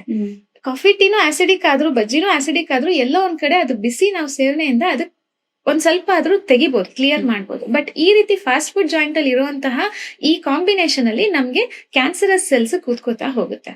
ಅಗೇನ್ ಮಸಾಲೆ, ಇವಾಗಂತೂ ತುಂಬಾ ಜನ ಮನೆಯಲ್ಲಿ ಏನ್ ಮಾಡಿದ್ರಿ ಅಂದಾಗ north Indian gravy type recipes ಜಾಸ್ತಿ ಹೇಳ್ತಾರೆ. ಅಯ್ಯೋ ನನ್ ಮಕ್ಳು ಅದನ್ನೇ ತಿನ್ನೋದು, ಪನ್ನೀರ್ ಗ್ರೇವಿ ಇಲ್ಲ ಅಂದ್ರೆ ತಿನ್ನೋದೇ ಇಲ್ಲ, ಇವ್ರಿಗೆ ಗ್ರೇವಿ ರಿಚ್ಚೇ ಇರ್ಬೇಕಾಗತ್ತೆ, ಇಲ್ಲ ಮಸಾಲೆ ರುಬ್ಬಿರೋ ಸಾರೇ ನಮ್ಮ ಮನೆಯಲ್ಲಿ ಬೇಕು, ಹಾಗೆ ಮಾಡಿ ಅಂದ್ರೆ ತಿನ್ನೋದೇ ಇಲ್ಲ. ಈ ರೀತಿ ಹೇಳುವಂತದ್ದು ತುಂಬಾ ಆಗಿದೆ. ನಾಲಿಗೆ ರುಚಿ ಜಾಸ್ತಿ ಆದಷ್ಟು ಕೂಡ ಹೊಟ್ಟೆಗೆ ಅದು ಕಷ್ಟ ಆಗ್ತಾ ಹೋಗುತ್ತೆ, ಕ್ಯಾನ್ಸರಸ್ ಸೆಲ್ಸ್ ಬೆಳೀತಾ ಹೋಗುತ್ತೆ. ಸೊ ಆಸಿಡಿಕ್ ಫುಡ್ಸ್ ನ, ಸ್ಪೆಷಲಿ ಮಸಾಲೆ ರುಬ್ಬಿರೋಂಥದ್ದು, ಏನಂತೀವಿ ಕೊಬ್ಬರಿ ಎಲ್ಲ ಹಾಕಿ, ಖಾರ ಹಾಕಿ ಹೆಚ್ಚಾಗಿ ರುಬ್ಬಿರುವಂತ ಮಸಾಲೆ ಫುಡ್ ಏನಿದೆ ಅದನ್ನ ಅವಾಯ್ಡ್ ಮಾಡ್ಬೇಕು. ಜಂಕ್ ಫುಡ್ಸ್, ಫಾಸ್ಟ್ ಫುಡ್ಸ್ ಇದನ್ನ ಅವಾಯ್ಡ್ ಮಾಡ್ಲೇಬೇಕು. ಮಕ್ಕಳಿದ್ದಾಗ ಆಯ್ತು, ರೇರ್ಲಿ ತಿಂಗ್ಳಿಗೆ ಒಂದಿನ ಒಂದು ಓಕೆ, ಯಾವ್ದಾದ್ರು ಅವ್ರಿಗೂ ಒಂದು ಆಸೆಗೆ ಒಂದು ಸ್ಯಾಟಿಸ್ಫ್ಯಾಕ್ಷನ್ ಇರುತ್ತೆ, ಅದನ್ನು ಮನೇಲಿ ಮಾಡ್ಕೊಟ್ರೆ ಓಕೆ. ಆದ್ರೆ ಏನಾಗುತ್ತೆ, ತುಂಬಾ ಜನ ಹೊರಗಡೆ ತಿನ್ಬಾರ್ದಲ್ವಾ, ಎಲ್ಲ ಮನೆಯಲ್ಲೇ ಮಾಡ್ತೀನಿ. ಸೊ ಫ್ರೆಂಚ್ ಫ್ರೈಸು ಮನೆಯಲ್ಲೇ ಮಾಡ್ತಾರೆ, ಪಾನಿಪುರಿನೂ ಮನೆಯಲ್ಲೇ ಮಾಡ್ತಾರೆ. ಸೊ ಅದು ಕೂಡ ಆಸಿಡಿಕ್ ಫುಡ್ಸೇ. ನೀವ್ ಆ ರೀತಿ ಮಾಡ್ತಾ ಹೋದ್ರೆ ಅಲ್ಲೂ ತೊಂದ್ರೆನೇ ಆಗೋದು. ತಿಂಗಳಲ್ಲಿ ಒಂದಿನ ಅಂತ ಇಡಿ, ಆವಾಗ ಅವ್ರಿಗೂ ಬೇಜಾರಾಗಲ್ಲ, ಅಷ್ಟು ಜಾಸ್ತಿ ತೊಂದರೆ ಆಗೋದಿಲ್ಲ. ಅಗೇನ್ ಅದನ್ನ ತಿಂದ ಕೂಡ ಆ ಎಲಿಮಿನೇಷನ್ ಪ್ರಾಸೆಸ್ ಅಂತ ನಾ ಏನ್ ಹೇಳ್ದೆ, ಹಳೆ ಕಾಲದಲ್ಲಿ ಹರಳೆಣ್ಣೆ ಕುಡಿಸೋರು ಅಂತ ಎಲ್ಲಾರು ಹೇಳ್ತಾರೆ. ನಮ್ಮ ಅಜ್ಜಿ ಹೇಳ್ತಾರೆ, ನಮ್ ತಂದೆನೂ ಹೇಳ್ತಾರೆ, ನಮ್ಮಮ್ಮ ನಮಗ್ ಕುಡಿಸ್ತಿದ್ರು ಅಂತ. ಹಾಗಿದ್ರೆ ನೀವ್ಯಾಕೆ ಕುಡಿಸ್ತಿಲ್ಲ, ನೀವ್ಯಾಕೆ ಕುಡಿತಾ ಇಲ್ಲ? ಸೊ ಇದನ್ನ ಜನರೇಷನ್ ಮುಂದಕ್ಕೆ ಹೇಳ್ಕೊಡಿ, ಫ್ಯೂಚರ್ಗೆ ಹೇಳ್ಕೊಡಿ. ತಿಂಗಳಲ್ಲಿ ಒಂದಿನ ಆದ್ರೂ ಹರಳೆಣ್ಣೆನೆ ಅಂತ ಏನಿಲ್ಲ, ಈಗ ಬೇಕಾದಷ್ಟು ಬಂದಿದೆ. ಒಳ್ಳೆ ರೀತಿಯಾದಂತಹ ಅಂದ್ರೆ ಟಾಕ್ಸಿನ್ ರಿಮೂವ್ ಮಾಡೋ ಅಥವಾ ಗಟ್ ಕ್ಲೆನ್ಸಿಂಗ್ ಅನ್ನುವಂಥದ್ದು ಸಾಕಷ್ಟು ಬಂದಿದೆ. ಸೊ ಗಟ್ ಕ್ಲೆನ್ಸಿಂಗ್ ಥೆರಪಿ ಒಂದು ದಿನ, ಪೊಂಗಲ್ ಇಡೀ ದಿನ, ಎಳ್ನೀರು, ಬಾರ್ಲಿ ಗಂಜಿ, ಕಿಚಡಿ ಅಂತ ಏನ್ ಹೇಳ್ತೀವಿ, ಪೊಂಗಲ್ ಇಡೀ ಒಂದ್ ದಿನ ತಿಂಗಳಲ್ಲಿ ಬರೇ ಅದನ್ನೇ ತಿನ್ಕೊಂಡಿದ್ರು, ಅದು ಕೂಡ ಒಂದ್ ಲೆವೆಲ್ ಆಫ್ ಗಟ್ ಪ್ರಾಸೆಸ್, ಅಂದ್ರೆ ಗಟ್ ಕ್ಲೀನರ್ ಕೂಡ. ಸೊ ಈ ರೀತಿಯಾಗಿ ಎಲಿಮಿನೇಷನ್ ಪ್ರಾಸೆಸ್ ನ ನಾಲೆಜ್ ಕೊಡಿ, ಅದನ್ನ ತಿಂಗಳಲ್ಲಿ ಒಂದ್ಸಲ ಆದ್ರೂ ಮಾಡ್ತಾ ಹೋಗಿ. ತಿಂಗಳಲ್ಲಿ ಒಂದಿನ ಜಂಕ್ ಆ ರೀತಿ ಓಕೆ, ಮಸಾಲೆದ ಅಪರೂಪಕ್ಕೆ ಹೋಕೆ ದಿನ ಮಾಡ್ತಾ ಹೋದ್ರೆ ಖಂಡಿತವಾಗ್ಲೂ ಮನೆಗೂ ಕ್ಯಾನ್ಸರ್ ಶುರುವಾಗ್ತಾ ಹೋಗುತ್ತೆ. ಈಗಾಗ್ಲೇ ಸಾಕಷ್ಟು ಕ್ಯಾನ್ಸರ್ ಹಾಸ್ಪಿಟಲ್ಸ್ ಸುಮಾರಷ್ಟು ಹುಟ್ಕೊಂಡಿದೆ, ನೋಡಿರ್ಬೋದು. ಯಾಕೆಂದ್ರೆ ಅಷ್ಟು ಜನ ಕ್ಯಾನ್ಸರ್ ಪೇಷಂಟ್ ಹುಟ್ಕೋತಾ ಇದಾರೆ. ಸೊ ಅದನ್ನ ನಾವು ಅಂದ್ರೆ ಕಡಿಮೆ ಮಾಡ್ಕೋತಾ ಹೋಗ್ಬೇಕಂದಾಗ ಈ junk fast food masala foods ನೆಲ್ಲ ನಾವು ಅವಾಯ್ಡ್ ಮಾಡ್ಲೇಬೇಕು. ಲಿವರ್ ಕ್ಯಾನ್ಸರ್ ಮದ್ಯಪಾನಕ್ಕೆ ಮಾತ್ರ ಸೀಮಿತ ಆಗಿರುವಂತದ್ದ ಅಥವಾ ಮದ್ಯಪಾನ ಮಾಡಿದ್ರೆ ಮಾತ್ರ ಬರುತ್ತೆ ಅನ್ನುವಂಥದ್ದ? ಮೆಜಾರಿಟಿ ಆಲ್ಕೋಹಾಲ್ ಕನ್ಸಂಪ್ಷನ್ಗೆ ಇರುತ್ತೆ, ಮದ್ಯಪಾನದಿಂದನೇ ಲಿವರ್ ಕ್ಯಾನ್ಸರ್ ಬರುವಂತದ್ದು. ಆದ್ರೆ ಸೆಕೆಂಡ್ ರೀಸನ್ ಅಂತ ಬಂದಾಗ ಅನ್ವಾಂಟೆಡ್ ಮೆಡಿಸಿನ್ಸ್ ತಗೊಳ್ಳೋದ್ರಿಂದ. ಈಗ ಆನ್ ದಿ ಕೌಂಟರ್ ಬೇರೆ ಹೊರಗಡೆ ದೇಶದಲ್ಲಿ ಅಲ್ಲಿ ಎಲ್ಲೂ ಇಷ್ಟು ಜಾಸ್ತಿ ಇಲ್ಲ. ನಮ್ ಇಂಡಿಯಾದಲ್ಲಿ ಆನ್ ದಿ ಕೌಂಟರ್ ಮೆಡಿಸಿನ್ಸ್ ಬೇಗ ಸಿಗುತ್ತೆ. ಅಯ್ಯೋ ತುಂಬಾ ತಲೆ ನೋವ್ತಾ ಇದೆ, ಹೋಗಿ ಒಂದು ಡೋಲೋ ತಗೋತಾರೆ. ಇಲ್ಲ ತುಂಬಾ ನೆಗಡಿ, ವಿತೌಟ್ ಪ್ರಿಸ್ಕ್ರಿಪ್ಷನ್ ಸಿಟ್ರಿಸಿನ್ ತಗೋತಾರೆ. ಅಥವಾ ಮೆಡಿಕಲ್ ಸ್ಟೋರ್ ಹೋಗ್ತಾರೆ, ಇದಕ್ಕೊಂದ್ ಕಾಯಿಲೆಗೆ ಇದೇನ್ ಬೇಕು ಅಂತಾರೆ, ಅದೊಂದು ತಗೋತಾರೆ, ಮೆಡಿಸಿನ್ಸ್ ತಗೋತಾ ಹೋಗ್ತಾರೆ. ಮನೆಯಲ್ಲಿ ಸ್ಟಾಕ್ ಇರುತ್ತೆ. ಸುಮಾರಷ್ಟು ಜನ ಮನೆಯಲ್ಲಿ ನೋಡಿದೀನಿ, ಯಾರಿಗಾದ್ರೂ ಒಬ್ರಿಗೆ ಒಂಚೂರು ನೆಗಡಿ ಅಂದ್ರೆ ಡಬ್ಬಾನೇ ತಗೊಂಡ್ಬರ್ತಾರೆ. ಎಲ್ಲ ಆನ್ ದ ಕೌಂಟರ್ ಮೆಡಿಸಿನ್ಸ್, ಯಾವ್ದು ಡಾಕ್ಟರ್ ಪ್ರಿಸ್ಕ್ರೈಬ್ಡ್ ಅಲ್ಲ. ಕ್ರೋಸಿನ್ ಇರುತ್ತೆ, ಕಾಲ್ಪಾಲ್ ಇರುತ್ತೆ, ಡೋಲೋ ಇರುತ್ತೆ, ಸಿಟ್ರಿಸಿನ್ ಇರುತ್ತೆ, ಇನ್ನೊಂದಷ್ಟು ಮೆಡಿಸಿನ್ಸ್ ಇರುತ್ತೆ, ತಗೋತಾ ಇರೋದು. ಸೊ ಚಾಕ್ಲೇಟ್ ತರ ನಾವು ಟ್ಯಾಬ್ಲೆಟ್ ಅನ್ನು ತಗೋತಾ ಹೋದ್ರೆ ಪೋರ್ಟಲ್ ಮೆಟಬಾಲಿಸಮ್ ಅಂತ ಕರಿತೀವಿ. ಅಂದ್ರೆ ಮೆಡಿಸಿನ್ಸ್ ಯಾವತ್ತು ನಮ್ಮ ಸಿಸ್ಟಮ್ ಅಲ್ಲಿ ಮೆಟಬಾಲಿಸಮ್ ಆಗಲ್ಲ. ಈಗ ನಾವು ತಗೊಳ್ಳೋ ಆಹಾರ ಏನಾಗುತ್ತೆ, ನಾವು ಕಚ್ಚಿ ತಿಂದು ಹೊಟ್ಟೆಗೆ ಹೋಗಿ ಅಲ್ಲಿಂದ ಇಂಟೆಸ್ಟೈನ್ ಹೋಗಿ ಇಂಟೆಸ್ಟೈನ್ ಅಲ್ಲಿ ಸಣ್ಣ ಕರ್ಲು ದೊಡ್ಡ ಕರ್ಲು ಮೂವ್ ಆಗ್ತಾ ಬೇಕಾಗಿರೋದನ್ನ ತಗೊಂಡು ಬೇಡದಲ್ಲೇ ಇರೋದು ಕಿಡ್ನಿ ಮುಖಾಂತರ ಲಿಕ್ವಿಡ್ ಏನಲ್ ಮುಖಾಂತರ ವೇಸ್ಟೇಜಸ್ ಆಚೆ ಹೋಗುತ್ತೆ. ಮೆಡಿಸಿನ್ ಹಾಗಲ್ಲ, ನಾವು ಅದು ಹೊಟ್ಟೆಗೆ ಹೋಗ್ತಾ ಇದ್ದಂಗೆನೆ ಲಿವರ್ ಸಿಸ್ಟಮ್ ಪೋರ್ಟಲ್ ಸಿಸ್ಟಮ್ಗೆ ಅಬ್ಸರ್ವ್ ಆಗ್ಬಿಡುತ್ತೆ, ಡೈರೆಕ್ಟ್ ಅಬ್ಸರ್ವ್ ಆಗುತ್ತೆ. ಸೊ ಲಿವರ್ ಇಂದ ಡೈರೆಕ್ಟ್ ಲಿವರ್ ಮೇಲೆ ಪ್ರೆಷರ್ ಬೀಳುತ್ತೆ, ಲಿವರ್ ಇಂದ ಕಿಡ್ನಿಗೆ ಹೋಗುತ್ತೆ, ಅದು ಇಂಟೆಸ್ಟೈನ್ ಬರೋದೇ ಇಲ್ಲ. ಸೊ ಡೈರೆಕ್ಟ್ ಲಿವರ್ ಕಿಡ್ನಿಗೆ ಹೋದಾಗ ಲಿವರ್ ಪ್ರೆಷರ್ ಜಾಸ್ತಿ ಆಗುತ್ತೆ. ಯಾಕಂದ್ರೆ ಲಿವರೇ ಅಬ್ಸರ್ವ್ ಆಗಿ ಬೇಕಿರೋದು ತಗೊಂಡು ಬಿಡೋದು ಎಲ್ಲಾ ಕೆಲಸ ಜಾಸ್ತಿ ಆಗುತ್ತೆ. ಸೊ ಅದಕ್ಕೆ ಕಂಪ್ಲೀಟ್ ಎಲಿಮಿನೇಷನ್ ಪ್ರಾಸೆಸ್ ಬರಲ್ಲ. ಲಿವರ್ ಇರುವಂತದ್ದು ಅಬ್ಸಾರ್ಪ್ಷನ್ ಪ್ರಾಸೆಸ್, ಇಂಟೆಸ್ಟೈನ್ ಇರೋದು ಎಲಿಮಿನೇಷನ್ ಪ್ರಾಸೆಸ್. ಸೊ ಈ ರೀತಿ ಮೆಡಿಸಿನ್ಸ್ ಹೆಚ್ಚಾಗಿ ತಗೋತಾ ಹೋದಾಗ, ಅನ್ವಾಂಟೆಡ್ ಮೆಡಿಸಿನ್ಸ್ ತಗೋತಾ ಹೋದಾಗ ಪೋರ್ಟಲ್ ಸಿಸ್ಟಮ್ ಅನ್ನ ಹಾಳು ಮಾಡುತ್ತೆ. ಸೊ ಅದರಿಂದ ಕೂಡ ಲಿವರ್ ಕ್ಯಾನ್ಸರ್ ಬರ್ತಾ ಹೋಗುತ್ತೆ. ಸೂರ್ಯನ ಬೆಳಕು ಚರ್ಮದ ಕ್ಯಾನ್ಸರ್ಗೆ ಕಾರಣವಾಗುತ್ತಾ? ಸೂರ್ಯನ ಬೆಳಕು ಚರ್ಮದ ಕ್ಯಾನ್ಸರ್ಗೆ ಡೈರೆಕ್ಟ್ ಅಂದ್ರೆ ಈಗ ಬೆಳಿಗ್ಗೆ ಸಂಜೆದೆಲ್ಲ ತಗೊಳ್ಳೋದ್ರಿಂದ ಆಗೋದಿಲ್ಲ. ಆದ್ರೆ ಈ ಯು ವಿ ರೇಸ್ ತುಂಬಾ ಜಾಸ್ತಿ ಆದಾಗ, ಸ್ಪೆಷಲಿ ಮಧ್ಯಾಹ್ನದ ಹೊತ್ತು ನಾವು ತುಂಬಾ ಎಕ್ಸ್ಪೋಸ್ ಮಾಡಿದಾಗ ಚರ್ಮ ಸುಡ್ತಾ ಹೋಗುತ್ತೆ. ಸೊ ಅದಕ್ಕೆ ಅಂದ್ರೆ ನಮ್ಮ ಹಳೆ ಕಾಲದಲ್ಲಿ ಹೇಳೋಂಥದ್ದು ಎಣ್ಣೆ ಹಚ್ಚಿ ಬಿಸಿಲಲ್ಲಿ ನಿಲ್ಲುವಂಥದ್ದು. ಈಗ ವಿಟಮಿನ್ ಡಿ ಕೊರತೆ ಎಷ್ಟು ಜನಕ್ಕೆ ಆಗ್ತಿದೆ. ವಿಟಮಿನ್ ಡಿ ಕೊರತೆಯಿಂದ ಸ್ಕಿನ್ ಕ್ಯಾನ್ಸರ್ ಬರ್ತಾ ಇದೆ, ಡೈರೆಕ್ಟ್ ಆಗಿ ಸನ್ ರೇಸ್ ಅಲ್ಲ ಅಂದ್ರು. ಸೊ ವಿಟಮಿನ್ ಡಿ ಕೊರತೆ ಅಂತ ಹೇಳಿ ತುಂಬಾ ಜನ ಬಿಸಿಲಲ್ಲಿ ನಿಲ್ಲುವಂಥದ್ದು ಅಭ್ಯಾಸ ಆಗೋಗಿದೆ. ಇಲ್ಲಿ ಆ ಬಿಸಿಲು ನಮ್ಮ ದೇಹ ತಡೆಯೋದಿಲ್ಲ. ಈಗ ಒಂದು ತಲೆ ಮುಂಚೆ ಎಣ್ಣೆ ಇಡ್ತಾ ಇದ್ರು, ಕೈಗೆ ಕಾಲಿಗೆ ಎಣ್ಣೆ ಹಚ್ಚೋರು, ಬಾಡಿ ಲೋಷನ್ಸ್ ಇರ್ತಾ ಇರ್ಲಿಲ್ಲ. ಸೊ ಅದೇನಾಗೋದು, ಯು ವಿ ರೇಸ್ ನ ಪ್ರೊಟೆಕ್ಟ್ ಮಾಡೋದು, ಬೇಕಾಗಿರುವಂತ ವಿಟಮಿನ್ ಡಿ ನ ಅಬ್ಸರ್ವ್ ಮಾಡೋದು. ಸೊ ಈಗ ನಮ್ಮ ತಲೆನಲ್ಲೂ ಎಣ್ಣೆ ಇರಲ್ಲ, ನಮ್ಮ ಮೈಕೈಯಲ್ಲೂ ಎಣ್ಣೆ ಇರೋದಿಲ್ಲ ಅಂದಾಗ ಯು ವಿ ರೇಸ್ ಡೈರೆಕ್ಟ್ ನಮ್ಮ ಬಾಡಿಗೆ ಅಬ್ಸರ್ವ್ ಆಗ್ತಾ ಹೋಗುತ್ತೆ. ಸೊ ಅದು ಸ್ಟಾರ್ಟಿಂಗ್ ಸ್ಕಿನ್ ಡಿಸೀಸಸ್ ಅನ್ನ ತಂದ್ಕೊಡ್ತಾ ಹೋಗುತ್ತೆ. ಸೊ ನಂತರ ಹೋಗ್ತಾ ಅದು ಸ್ಕಿನ್ ಕ್ಯಾನ್ಸರ್ಗೂ ಕನ್ವರ್ಟ್ ಆಗುತ್ತೆ. ಚರ್ಮದ ಮೇಲಿನ ಮಚ್ಚೆ ಅಥವಾ ಗಾಯ ಅದು ಯಾವಾಗ ಅಪಾಯಕಾರಿ ಅಂತ ನಾವು ಗುರುತಿಸಬಹುದು ಡಾಕ್ಟರ್?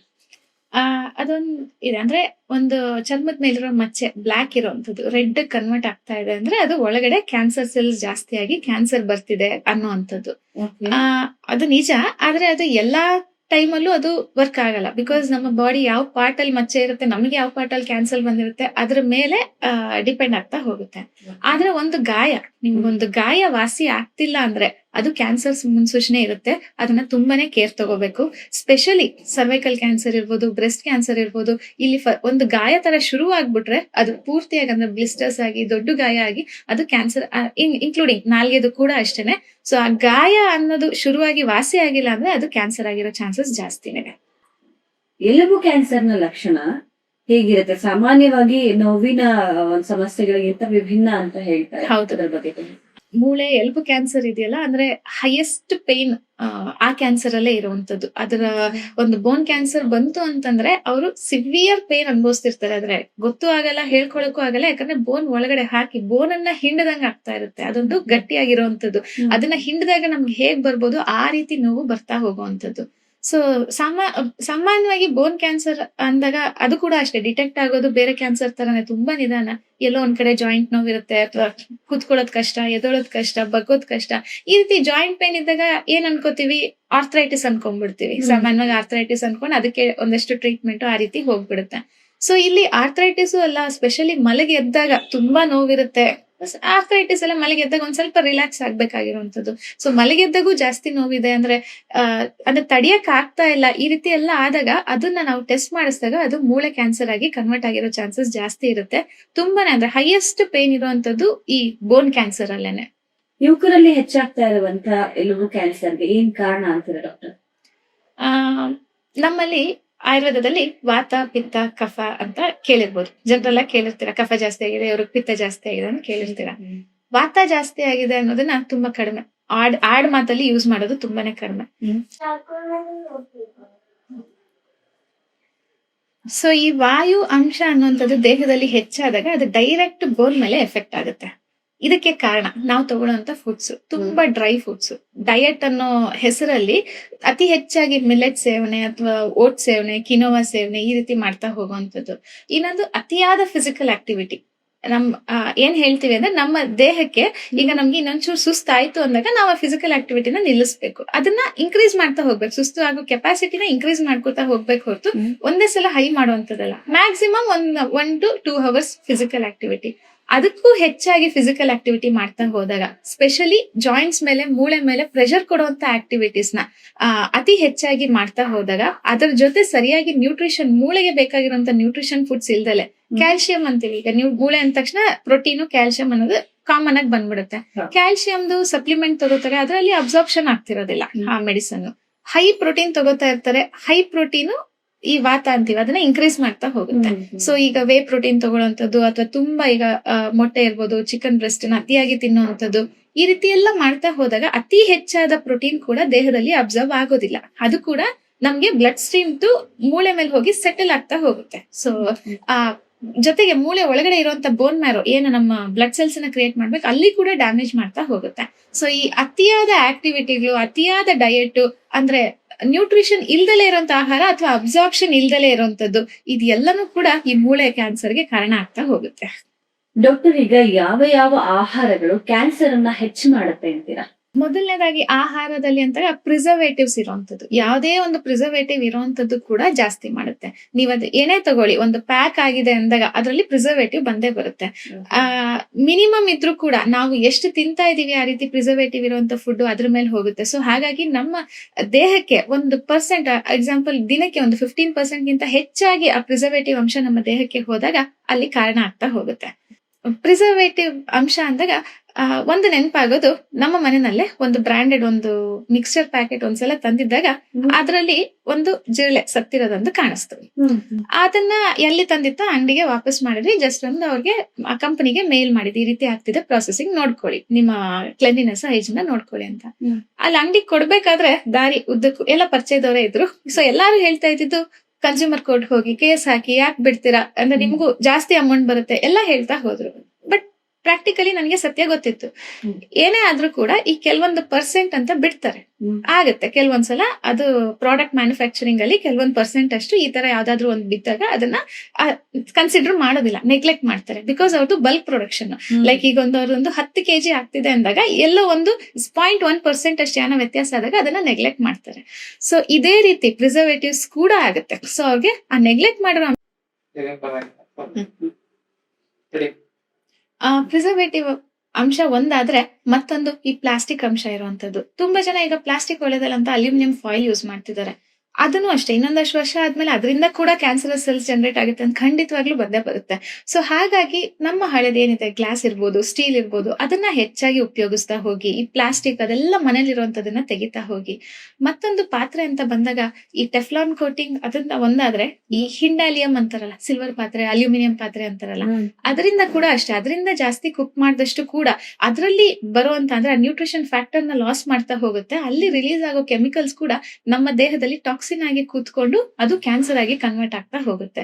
ಹಾಗಾಗಿ ಉಪಯೋಗಿಸೋದು ಕಬ್ಣ ಉಪಯೋಗಿಸಿ, ಇದು ಕಾನ್ಸ್ಯ ಅಂತ ಏನ್ ಹೇಳ್ತಾರೆ ಅದನ್ನ ಉಪಯೋಗಿಸಿ, ಇದು ಸ್ಟೀಲ್ ಉಪಯೋಗಿಸಿ, ಯಾವ್ದು ಇಲ್ವಾ ಸ್ಟೀಲ್ ಆರಾಮಾಗಿ ಉಪಯೋಗಿಸಿ, ಅದರಿಂದ ನೋ ಹಾರ್ಮ್ ನೋ ಗೇನ್ ಅಂತ ಹೇಳ್ತೀವಿ ಸ್ಟೀಲ್ ನ. ಸೊ ಅದನ್ನ ಉಪಯೋಗಿಸ್ತಾ ಹೋಗಿ.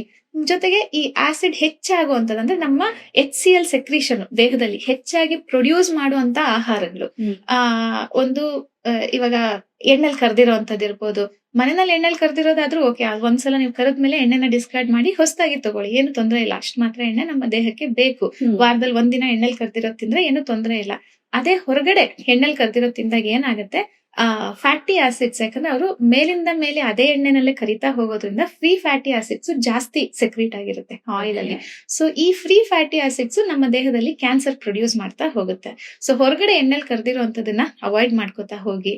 ಕ್ಯಾನ್ಸರ್ ತಡೆಗಟ್ಟೋದಕ್ಕೆ ಯಾವೆಲ್ಲ ರೀತಿಯಾದಂತ ದಿನನಿತ್ಯದ ಬದಲಾವಣೆಯನ್ನ ಮಾಡ್ಕೊಂಡ್ರೆ ಉತ್ತಮ ಅಂತ ಹೇಳ್ತೀರಾ ಡಾಕ್ಟರ್? ಫುಡ್ ಅಲ್ಲಿ ಈಗ ತುಂಬಾ ಹುಳಿ ಇರೋಂಥದ್ದು, ಕೆಲವರು ಮಜ್ಜಿಗೆ ಸ್ವೀಟ್ ಇದೆ ಅಂತ ಹೇಳ್ಬಿಟ್ಟು ನಿಂಬೆ ಹಣ್ಣು ತಿಂತಾರೆ, ಅದನ್ನ ಕೂಡ ನೋಡಿದೀವಿ. ಅಂದ್ರೆ ಆ ರೀತಿ ಬೇಡ, ನ್ಯಾಚುರಲ್ ಆಗಿ ಏನಿದೆ ಅಷ್ಟು ಸಾಕು. ಈಗ ಹುಳಿ ಬಂತು ಅಂದ್ರೆ ಅದನ್ನ ಅವಾಯ್ಡ್ ಮಾಡ್ಕೊಳ್ಳಿ. ತುಂಬಾ ಹುಳಿ ಇರೋಂಥದ್ದು, ತುಂಬಾ ಪುಳಿಯೋಗರೆ ಒಳ್ಳೇದು, ಎಲ್ಲರಿಗೂ ಇಷ್ಟ, ಹಾಗಂತ ದಿನ ಅಲ್ಲ, ಒಂದ್ 15 ದಿನಕ್ಕೆ ಒಂದ್ಸಲ, ತೊಂದ್ರೆ ಇಲ್ಲ. ಇಡ್ಲಿ ದೋಸೆ ಫರ್ಮೆಂಟ್ ಆಗಿರೋದು ಬೇಕು, ಇಟ್ಸ್ ಅ ಗುಡ್ ಪ್ರೋಬಯೋಟಿಕ್, ನಮ್ಮ ದೇಹಕ್ಕೆ ಬೇಕು, ಅದ್ರಲ್ಲಿ ಒಳ್ಳೆ ಪ್ರೋಟೀನ್ ಕೂಡ ಇದೆ. ಹಾಗಂತ ಒಂದ್ಸಲ ಮಾಡಿದ್ದು ಇವತ್ತು ಇಡ್ಲಿ ನಾಳೆ ದೋಸೆ ನಾಳಿದ್ ಪಡ್ಡು ಬೇಡ. 15 ದಿನಕ್ಕೆ ಒಂದ್ಸಲ ಇಡ್ಲಿ, 15 ದಿನಕ್ಕೆ ಒಂದ್ಸಲ ಪಡ್ಡು, 15 ದಿನಕ್ಕೆ ಒಂದ್ಸಲ ದೋಸೆ. ಇವತ್ ಬೆಳಿಗ್ಗೆ ರುಬ್ಬಿರ್ತೀರಾ, ನೆನ್ನೆ ರುಬ್ಬಿರ್ತೀರಾ, ಇವತ್ತೇ ಖಾಲಿ ಮಾಡಿ, ನೆಕ್ಸ್ಟ್ ಡೇಗೆ ಹಿಡ್ಕೋಬೇಡಿ. ಅತಿಯಾದ ಫರ್ಮೆಂಟೆಡ್ ಬೇಡ. ಇನ್ನ ಹೈ ಪ್ರಾಸೆಸ್ಡ್ ಫುಡ್ಸ್, ಸ್ಪೆಷಲಿ ಈಗ ಬರುವಂತ ಕೆಫೆಟೇರಿಯಾ, ಬೇಕರಿ ಇರ್ಬೋದು, ಅಥವಾ ಇವಾಗಿಂದ ಟ್ರೆಂಡ್ ಏನಿದೆ, ಒಂದು ಪೇಸ್ಟ್ರಿ ಇರ್ಬೋದು, ಪ್ರತಿಯೊಂದು ಹೈಲಿ ಪ್ರಾಸೆಸ್ಡ್ ಫುಡ್ಸ್. ಸೊ ಈ ಹೈಲಿ ಪ್ರಾಸೆಸ್ಡ್ ಫುಡ್ಸ್ ನ ಅವಾಯ್ಡ್ ಮಾಡ್ತಾ ಹೋಗಿ. ಇದರ ಜೊತೆಗೆ ನಿಮ್ಮ ದೇಹಕ್ಕೆ ಒಳ್ಳೇದಾಗುವಂತಹ ಕ್ರೀಪರ್ ವೆಜಿಟೇಬಲ್ಸ್ ಅಂತೀವಿ, ಬಳ್ಳಿ ತರಕಾರಿಗಳು, ಈ ಗಾಡ್ಸ್ ಅಂತ ಬರುತ್ತೆ, ಸೋರೆಕಾಯಿ, ಹೀರೆಕಾಯಿ, ತೊಂಡೆಕಾಯಿ, ಸೊಪ್ಪುಗಳು, ಸೊಪ್ಪಲ್ಲಿರುವಂತದ್ದು ದಂಟಿರ್ಬೋದು, ಪಾಲಾಕ್ ಇರ್ಬೋದು, ಚಕೋತ ಇರ್ಬೋದು, ಸಬ್ಬಕ್ಕಿ ಇರ್ಬೋದು, ಸಾಕಷ್ಟು ವೆರೈಟಿ ಇದೆ. ಸೊಪ್ಪುಗಳಿರ್ಬೋದು, ಹಣ್ಣು ಸೀಸನ್ ಆಗಿರುವಂತದ್ದು, ಲೋಕಲಿ ಬೆಳೆದಿರುವಂತದ್ದು.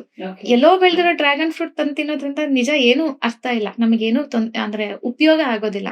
ಅದೇ ಇಲ್ಲಿ ಬೆಳೆದಿರೋ ಈ ಸೀಸನ್ ಅಲ್ಲಿ ಸಿಗೋ ದಾಳಿಂಬೆ, ಚೇಪೆಕಾಯಿ ಖಂಡಿತ ನಮಗ್ ಹೆಲ್ಪ್ ಆಗುತ್ತೆ. ಸೊ ಈ ರೀತಿಯಾದಂತಹ ಚೇಂಜಸ್ ನ ಫುಡ್ ಅಲ್ಲಿ ಅಳವಡಿಸ್ಕೋತಾ, ಈಗ ನಾ ಹೇಳಿರೋಂಥದನ್ನೆಲ್ಲ ನೀವು ಅವಾಯ್ಡ್ ಮಾಡ್ತಾ ಬಂದಾಗ ಖಂಡಿತವಾಗ್ಲೂ ಕ್ಯಾನ್ಸರ್ ಬರ್ದಲೇ ಇರೋ ಹಾಗೂ ನೋಡ್ಕೋಬಹುದು. ಅಗೇನ್ ಕ್ಯಾನ್ಸರ್ ಬರುವಂತ ಫುಡ್ಸ್ ಯಾವ್ದು ಅಂದಾಗ ಅದೇ ಪ್ಲಾಸ್ಟಿಕ್ ಬಿಸಿ ಹಾಕುವಂಥದ್ದು, ಅಥವಾ ಪ್ಲಾಸ್ಟಿಕ್ ಹೆಚ್ಚಾಗಿ ಬಳಕೆ ಮಾಡುವಂಥದ್ದು, ಆಸಿಡಿಕ್ ಫುಡ್ಸ್, ಇವೆಲ್ಲಾನು ಬರ್ತಾ ಹೋಗುತ್ತೆ ಅದರಲ್ಲಿ. ಡಾಕ್ಟರ್, ಆಯುರ್ವೇದದಿಂದ ಕ್ಯಾನ್ಸರ್ ಅನ್ನ ಗುಣ ಮಾಡಬಹುದೇ? ಖಂಡಿತವಾಗ್ಲೂ ಮಾಡ್ಬೋದು. ಒಂದು ಕೇಸ್, ಒಂದು ಎಕ್ಸಾಂಪಲ್ ಕೊಡೋದಾದ್ರೆ, ನಮ್ಗೆ ತುಂಬಾ ಗೊತ್ತಿರೋರೆ, ನಾನ್ ಪ್ರಾಕ್ಟೀಸ್ ಶುರು ಮಾಡ್ದಾಗಿಂದನೂ ಅವ್ರ ಫ್ಯಾಮಿಲಿಗೆ ಎಲ್ಲಾರ್ಗು, ಅವ್ರು ನಮ್ಮ ಹತ್ರನೇ ಟ್ರೀಟ್ಮೆಂಟ್ ಆಯುರ್ವೇದನೇ ತಗೊಂಡ್ ಬಂದಿರೋ ಅಂತವ್ರು. ಅವ್ರಿಗೂ ಐ ಥಿಂಕ್ ಅವ್ರು ಹಾಸ್ಪಿಟಲ್ ಅಡ್ಮಿಟ್ ಆಗಿದಾಗ 68 years ಏನೋ ಇರ್ಬೋದೇನೋ ಅವ್ರಿಗೆ. ಅವರು ಅಂದ್ರೆ ಅದೇ ತುಂಬಾ ವಾಂತಿ ಆಗ್ತಾ ಇದೆ, ಊಟ ಏನು ಸೇರ್ತಾ ಇಲ್ಲ ಅಂತ ಹೇಳಿ ಎಮರ್ಜೆನ್ಸಿ ಅವರು ಹಾಸ್ಪಿಟ್ಲಿಗೆ, ಮನೆ ಹತ್ರ ಇರೋ ಹಾಸ್ಪಿಟ್ಲಿಗೆ ಅಡ್ಮಿಟ್ ಆದ್ರು. ನಾನು ಆ ಫೋನ್ ರಿಸೀವ್ ಮಾಡಕ್ ಆಗಿರ್ಲಿಲ್ಲ, ಪರ್ಸನಲ್ ಇದು. ಅವ್ರು ಅಡ್ಮಿಟ್ ಆದ್ರು. ಅಡ್ಮಿಟ್ ಆಗಿ ಅಲ್ಲೆಲ್ಲ ಸ್ಕ್ಯಾನಿಂಗ್ ಎಲ್ಲಾ ಟೆಸ್ಟ್ ಮಾಡಿದ್ದಾರೆ. ಅವ್ರಿಗೆ ಎಪಿಗ್ಯಾಸ್ಟ್ರಿಕ್ ರೀಜನ್ ಅಲ್ಲಿ ಒಂದು ಗಡ್ಡೆ ಇದೆ, ಅದ್ರ ನೆಕ್ಸ್ಟ್ ಬಯೋಪ್ಸಿ ಅದೆಲ್ಲ ಹೋಗ್ಬೇಕು, ಅದು ಕ್ಯಾನ್ಸರ್ ಇರ್ಬೋದು ಅಂತ ಹೇಳಿದ್ರು. ಅದ್ರ ಮಧ್ಯದಲ್ಲಿ ನಾನು ಅವ್ರಿಗೆ ಮತ್ತೆ ಫೋನ್ ಮಾಡಿದೆ, ಮಧ್ಯರಾತ್ರಿನೇ ಆಗಿತ್ತು ಫೋನ್ ಮಾಡಿದಾಗ. ಸೊ ಹಿಂಗ ಆಗಿದೆ ಅಂತಂದ್ರು. ಅವ್ರಿಗೆ ಮೊದಲನೇದಾಗಿ ಕೇಳಿದ್ದು, ನಿಮ್ಗೆ ಏನ್ ಮಾಡ್ಬೇಕಂತಿದ್ದೀರಾ ಈಗ ಅಂತ. ಇಲ್ಲ, ನಾವ್ ಇಲ್ಲೇನು ಟ್ರೀಟ್ಮೆಂಟ್ ಕೊಡ್ಸಲ್ಲ, ನಿಮ್ ಹತ್ರನೇ ಬರ್ತೀವಿ ಅಂತ. ಹಾಗಿದ್ರೆ ಡಿಸ್ಚಾರ್ಜ್ ಮಾಡಿಸ್ಕೊಂಡ್ ಬನ್ನಿ, ನಮ್ ಟ್ರೀಟ್ಮೆಂಟ್ ಶುರು ಮಾಡ್ತೀವಿ. ಬಿಕಾಸ್ ಬಯೋಪ್ಸಿ ಮಾಡ್ಸಕ್ ಮುಂಚೆನೆ ಆಯುರ್ವೇದ ಶುರು ಮಾಡಿದಾಗ ಅದು ಬೇಗ ಆ ಗಡ್ಡೆನ ಬೇಗ ಕರಗಿಸ್ಬೋದು, ಬೇಗ ಸರಿ ಮಾಡ್ಬೋದು. ಬಯೋಪ್ಸಿ ಮಾಡಿದ್ಮೇಲೆ ಅದು ಬಯೋಪ್ಸಿ ಮಾಡ್ತಾ ಇದ್ದ ಹಾಗೇನೆ, ಯಾಕಂದ್ರೆ ಇಂಜೆಕ್ಟ್ ಮಾಡಿ ತೆಗಿತಾ ಇದ್ದ ಹಾಗೇನೆ ಸೆಲ್ ಗ್ರೋತ್ ಇನ್ನ ಜಾಸ್ತಿ ಆಗುತ್ತೆ ಬಯೋಪ್ಸಿ ಮಾಡ್ತಾ ಇದ್ದ ಹಾಗೆ. ಸೊ ಟೈಮ್ ಲಿಮಿಟ್ ತುಂಬಾ ಕಡಿಮೆ ಇರುತ್ತೆ. ಟ್ರೀಟ್ಮೆಂಟ್ ಗೆ ಜಾಸ್ತಿ ಟೈಮ್ ಕೊಡಕ್ ಆಗಲ್ಲ. ಬಯೋಪ್ಸಿ ಆಗಿ ರಿಪೋರ್ಟ್ ಬರ್ತಿದಂಗೆ ಟ್ರೀಟ್ಮೆಂಟ್ ಸ್ಟಾರ್ಟ್ ಮಾಡ್ಲೇಬೇಕು, ಇಲ್ಲ ಸ್ಪ್ರೆಡ್ ಜಾಸ್ತಿ ಆಗುತ್ತೆ. ಸೊ ಹಾಗಾಗಿ ಬಯೋಪ್ಸಿ ಬೇಡ, ಯಾಕಂದ್ರೆ ನೀವು ಬಯೋಪ್ಸಿ ಮಾಡಿ ರಿಪೋರ್ಟ್ ತಂದ್ರು ನಾವು ಕೊಡೋದು ಇದೇ ಟ್ರೀಟ್ಮೆಂಟ್. ಸೊ ಬೇಡ, ಶುರು ಮಾಡೋಣ ಅಂತ ಹೇಳಿ ಶುರು ಮಾಡಿದ್ದು. ಸೊ ಅವ್ರಿಗಂತೂ ವಿತಿನ್ ಒಂದು 28 days ಅಥವಾ 1 month ಅನ್ಕೊಳ್ಳಿ, ಅಷ್ಟರಲ್ಲಿ ಮತ್ತೆ ಹೋಗಿ ಸ್ಕ್ಯಾನ್ ಮಾಡಿಸಿದಾಗ ಫುಲ್ ಕ್ಲಿಯರ್ ಆಗೋಗಿತ್ತು ಅವ್ರಿಗೆ. ಏನು ಈಗ್ಲೂ ಕೂಡ ಅಷ್ಟೇ, ಅವ್ರಿಗೆ ಇದಾಗಿನೇ 4 years ಆಯ್ತು, ಈಗ್ಲೂ ಆರಾಮಾಗಿದ್ದಾರೆ. ಬಟ್ ಏನಂದ್ರೆ ಅದ್ರ ಜೊತೆಗೆ ನಾವು ಡಯಾಬಿಟಿಕ್ ಅಂತ ಟ್ರೀಟ್ಮೆಂಟ್ ಕೊಡ್ಲಿಲ್ಲ, ಬಟ್ ಕೋಇನ್ಸಿಡೆಂಟ್ಲಿ ಅದು ಕೂಡ ಅವ್ರಿಗೆ ಸರಿ ಹೊಟ್ಟೋಯ್ತು, ಡಯಾಬಿಟಿಸ್ ಸರಿ ಹೊಟ್ಟೋಯ್ತು ಈ ಟ್ರೀಟ್ಮೆಂಟ್ ಇಂದ. ಸೊ ಹಾಗಾಗಿ ಆಯುರ್ವೇದನಲ್ಲಿ ಟ್ರೀಟ್ಮೆಂಟ್ ಇದೆ. Initial stage, specially stage 1 stage 2 ನಲ್ಲಿ ತುಂಬಾ ಬೇಗ ಗುಣ ಮಾಡ್ಬೋದು, ಮ್ಯಾಕ್ಸಿಮಮ್ 2 months ಅಲ್ಲಿ ಗುಣ ಮಾಡ್ಬೋದು. ಅದೇ ಸ್ಟೇಜ್ 3ಗೆ ಹೋದಾಗ ಏನಾಗುತ್ತೆ, ಮ್ಯಾನೇಜ್ ಮಾಡ್ಬೋದು. ಅಲ್ಲಿ ಗುಣ ಅಂತ ಮಾಡಕ್ ಆಗೋದಿಲ್ಲ, ಬಟ್ ಅದರದ್ದು ಮ್ಯಾನೇಜ್ಮೆಂಟ್ ಮಾಡ್ತಾ ಹೋಗ್ಬೋದು. ಅಲ್ಲಿ ಇರುವಂತ ಒಂದು ಟ್ಯೂಮರ್ ಆಗ್ಲಿ ಅಥವಾ ಏನ್ ಇದೆ ಅದು ಎಷ್ಟಿದೆ ಅಷ್ಟನ್ನೇ ಉಳಿಸ್ಕೊಂಡು ಜಾಸ್ತಿ ಆಗ್ದಲೇ ಇರೋ ಹಾಗೆ ನೋಡ್ಕೋಬಹುದು. ಬಟ್ ಒಂದ್ಸಲ ಸ್ಟೇಜ್ 4ಗೆ ಹೋಯ್ತು ಅಂದಾಗ ಅವರು ಲೈಫ್ ಇರೋರ್ಗುನು ಅವ್ರಿಗೆ ತುಂಬಾ ನೋವಾಗ್ದಲೇ ಇರೋ ಹಾಗೆ ನಾವು ಮಾಡ್ಬೋದು ಹೊರತು ಅದನ್ನ ಸರಿ ಮಾಡೋದಾಗ್ಲಿ ಮ್ಯಾನೇಜ್ ಮಾಡೋದಾಗ್ಲಿ ಮಾಡಕ್ ಆಗೋದಿಲ್ಲ. ಒಂದು ಮಿತ್ತನ್ನ ಈಗ ನಾವು ಬ್ರೇಕ್ ಮಾಡೋಣ. ಕ್ಯಾನ್ಸರ್ ಬಗ್ಗೆ ಜನರು ನಂಬ್ತಾ ಇರುವಂತ ಅತಿ ದೊಡ್ಡ ಸುಳ್ಳು ಯಾವುದು? ಮಿತ್ ಅಂದಾಗ ಸುಮಾರಷ್ಟು ಬರ್ತಾ ಹೋಗುತ್ತೆ. ಇದು ಅಂದ್ರೆ ಇದು ವಾಸಿನೇ ಆಗಲ್ಲ ಅಂತೆಲ್ಲ ಬರ್ತಾ ಹೋಗುತ್ತೆ. ಆದ್ರೆ ಮೇಜರ್ ಮಿತ್ ಬಂದು ಕ್ಯಾನ್ಸರ್ ಬಂದ್ರೆ ನಾನ್ ಸತ್ತೋಗ್ತೀನಿ, ನನ್ ಜೀವನ ಮುಗೀತು. ಇದು ಬಂದು ಮೇಜರ್ ಮೃತ್ಯು, ಡೆತ್ ಅಂತ ಏನ್ ಹೇಳ್ತೀವಿ ಅದು ಮೇಜರ್ ಆಗ್ತಾ ಹೋಗುತ್ತೆ. ಖಂಡಿತವಾಗ್ಲೂ ಇಲ್ಲ. ಕ್ಯಾನ್ಸರ್ ಅಂದ ತಕ್ಷಣ ನೀವು ಸಾಯ್ಬೇಕು ಅನ್ನೋಂಥದ್ದು ಏನೂ ಇಲ್ಲ. ನೋಡಿ, ಇಲ್ಲಿ ಕ್ಯಾನ್ಸರ್ ಅನ್ನುವಂಥದ್ದು ಒಂದು ಅಬ್ನಾರ್ಮಲ್ ಸೆಲ್ ಗ್ರೋತ್, ಜಾಸ್ತಿ ಸೆಲ್ ಗ್ರೋತ್ ಆಗ್ತಾ ಇದೆ. ಸೆಲ್ ಗ್ರೋತ್ ಅನ್ನ ಕಂಟ್ರೋಲ್ ಮಾಡ್ಬೇಕು. ಸೊ ಸೆಲ್ ಗ್ರೋತ್ ಅನ್ನ ಕಂಟ್ರೋಲ್ ಮಾಡಕ್ಕೆ ನಿಮಗೆ ಮೊದಲನೇದಾಗಿ ಹೆಲ್ಪ್ ಆಗ್ತಾ ಹೋಗುವಂಥದ್ದು ಒಂದು ಟ್ರೀಟ್ಮೆಂಟ್ ಪಾರ್ಟ್ ಅಲ್ಲಿ ಸೆಲ್ ಗ್ರೋತ್ ಅನ್ನ ಕಂಟ್ರೋಲ್ ಮಾಡ್ತೀವಿ.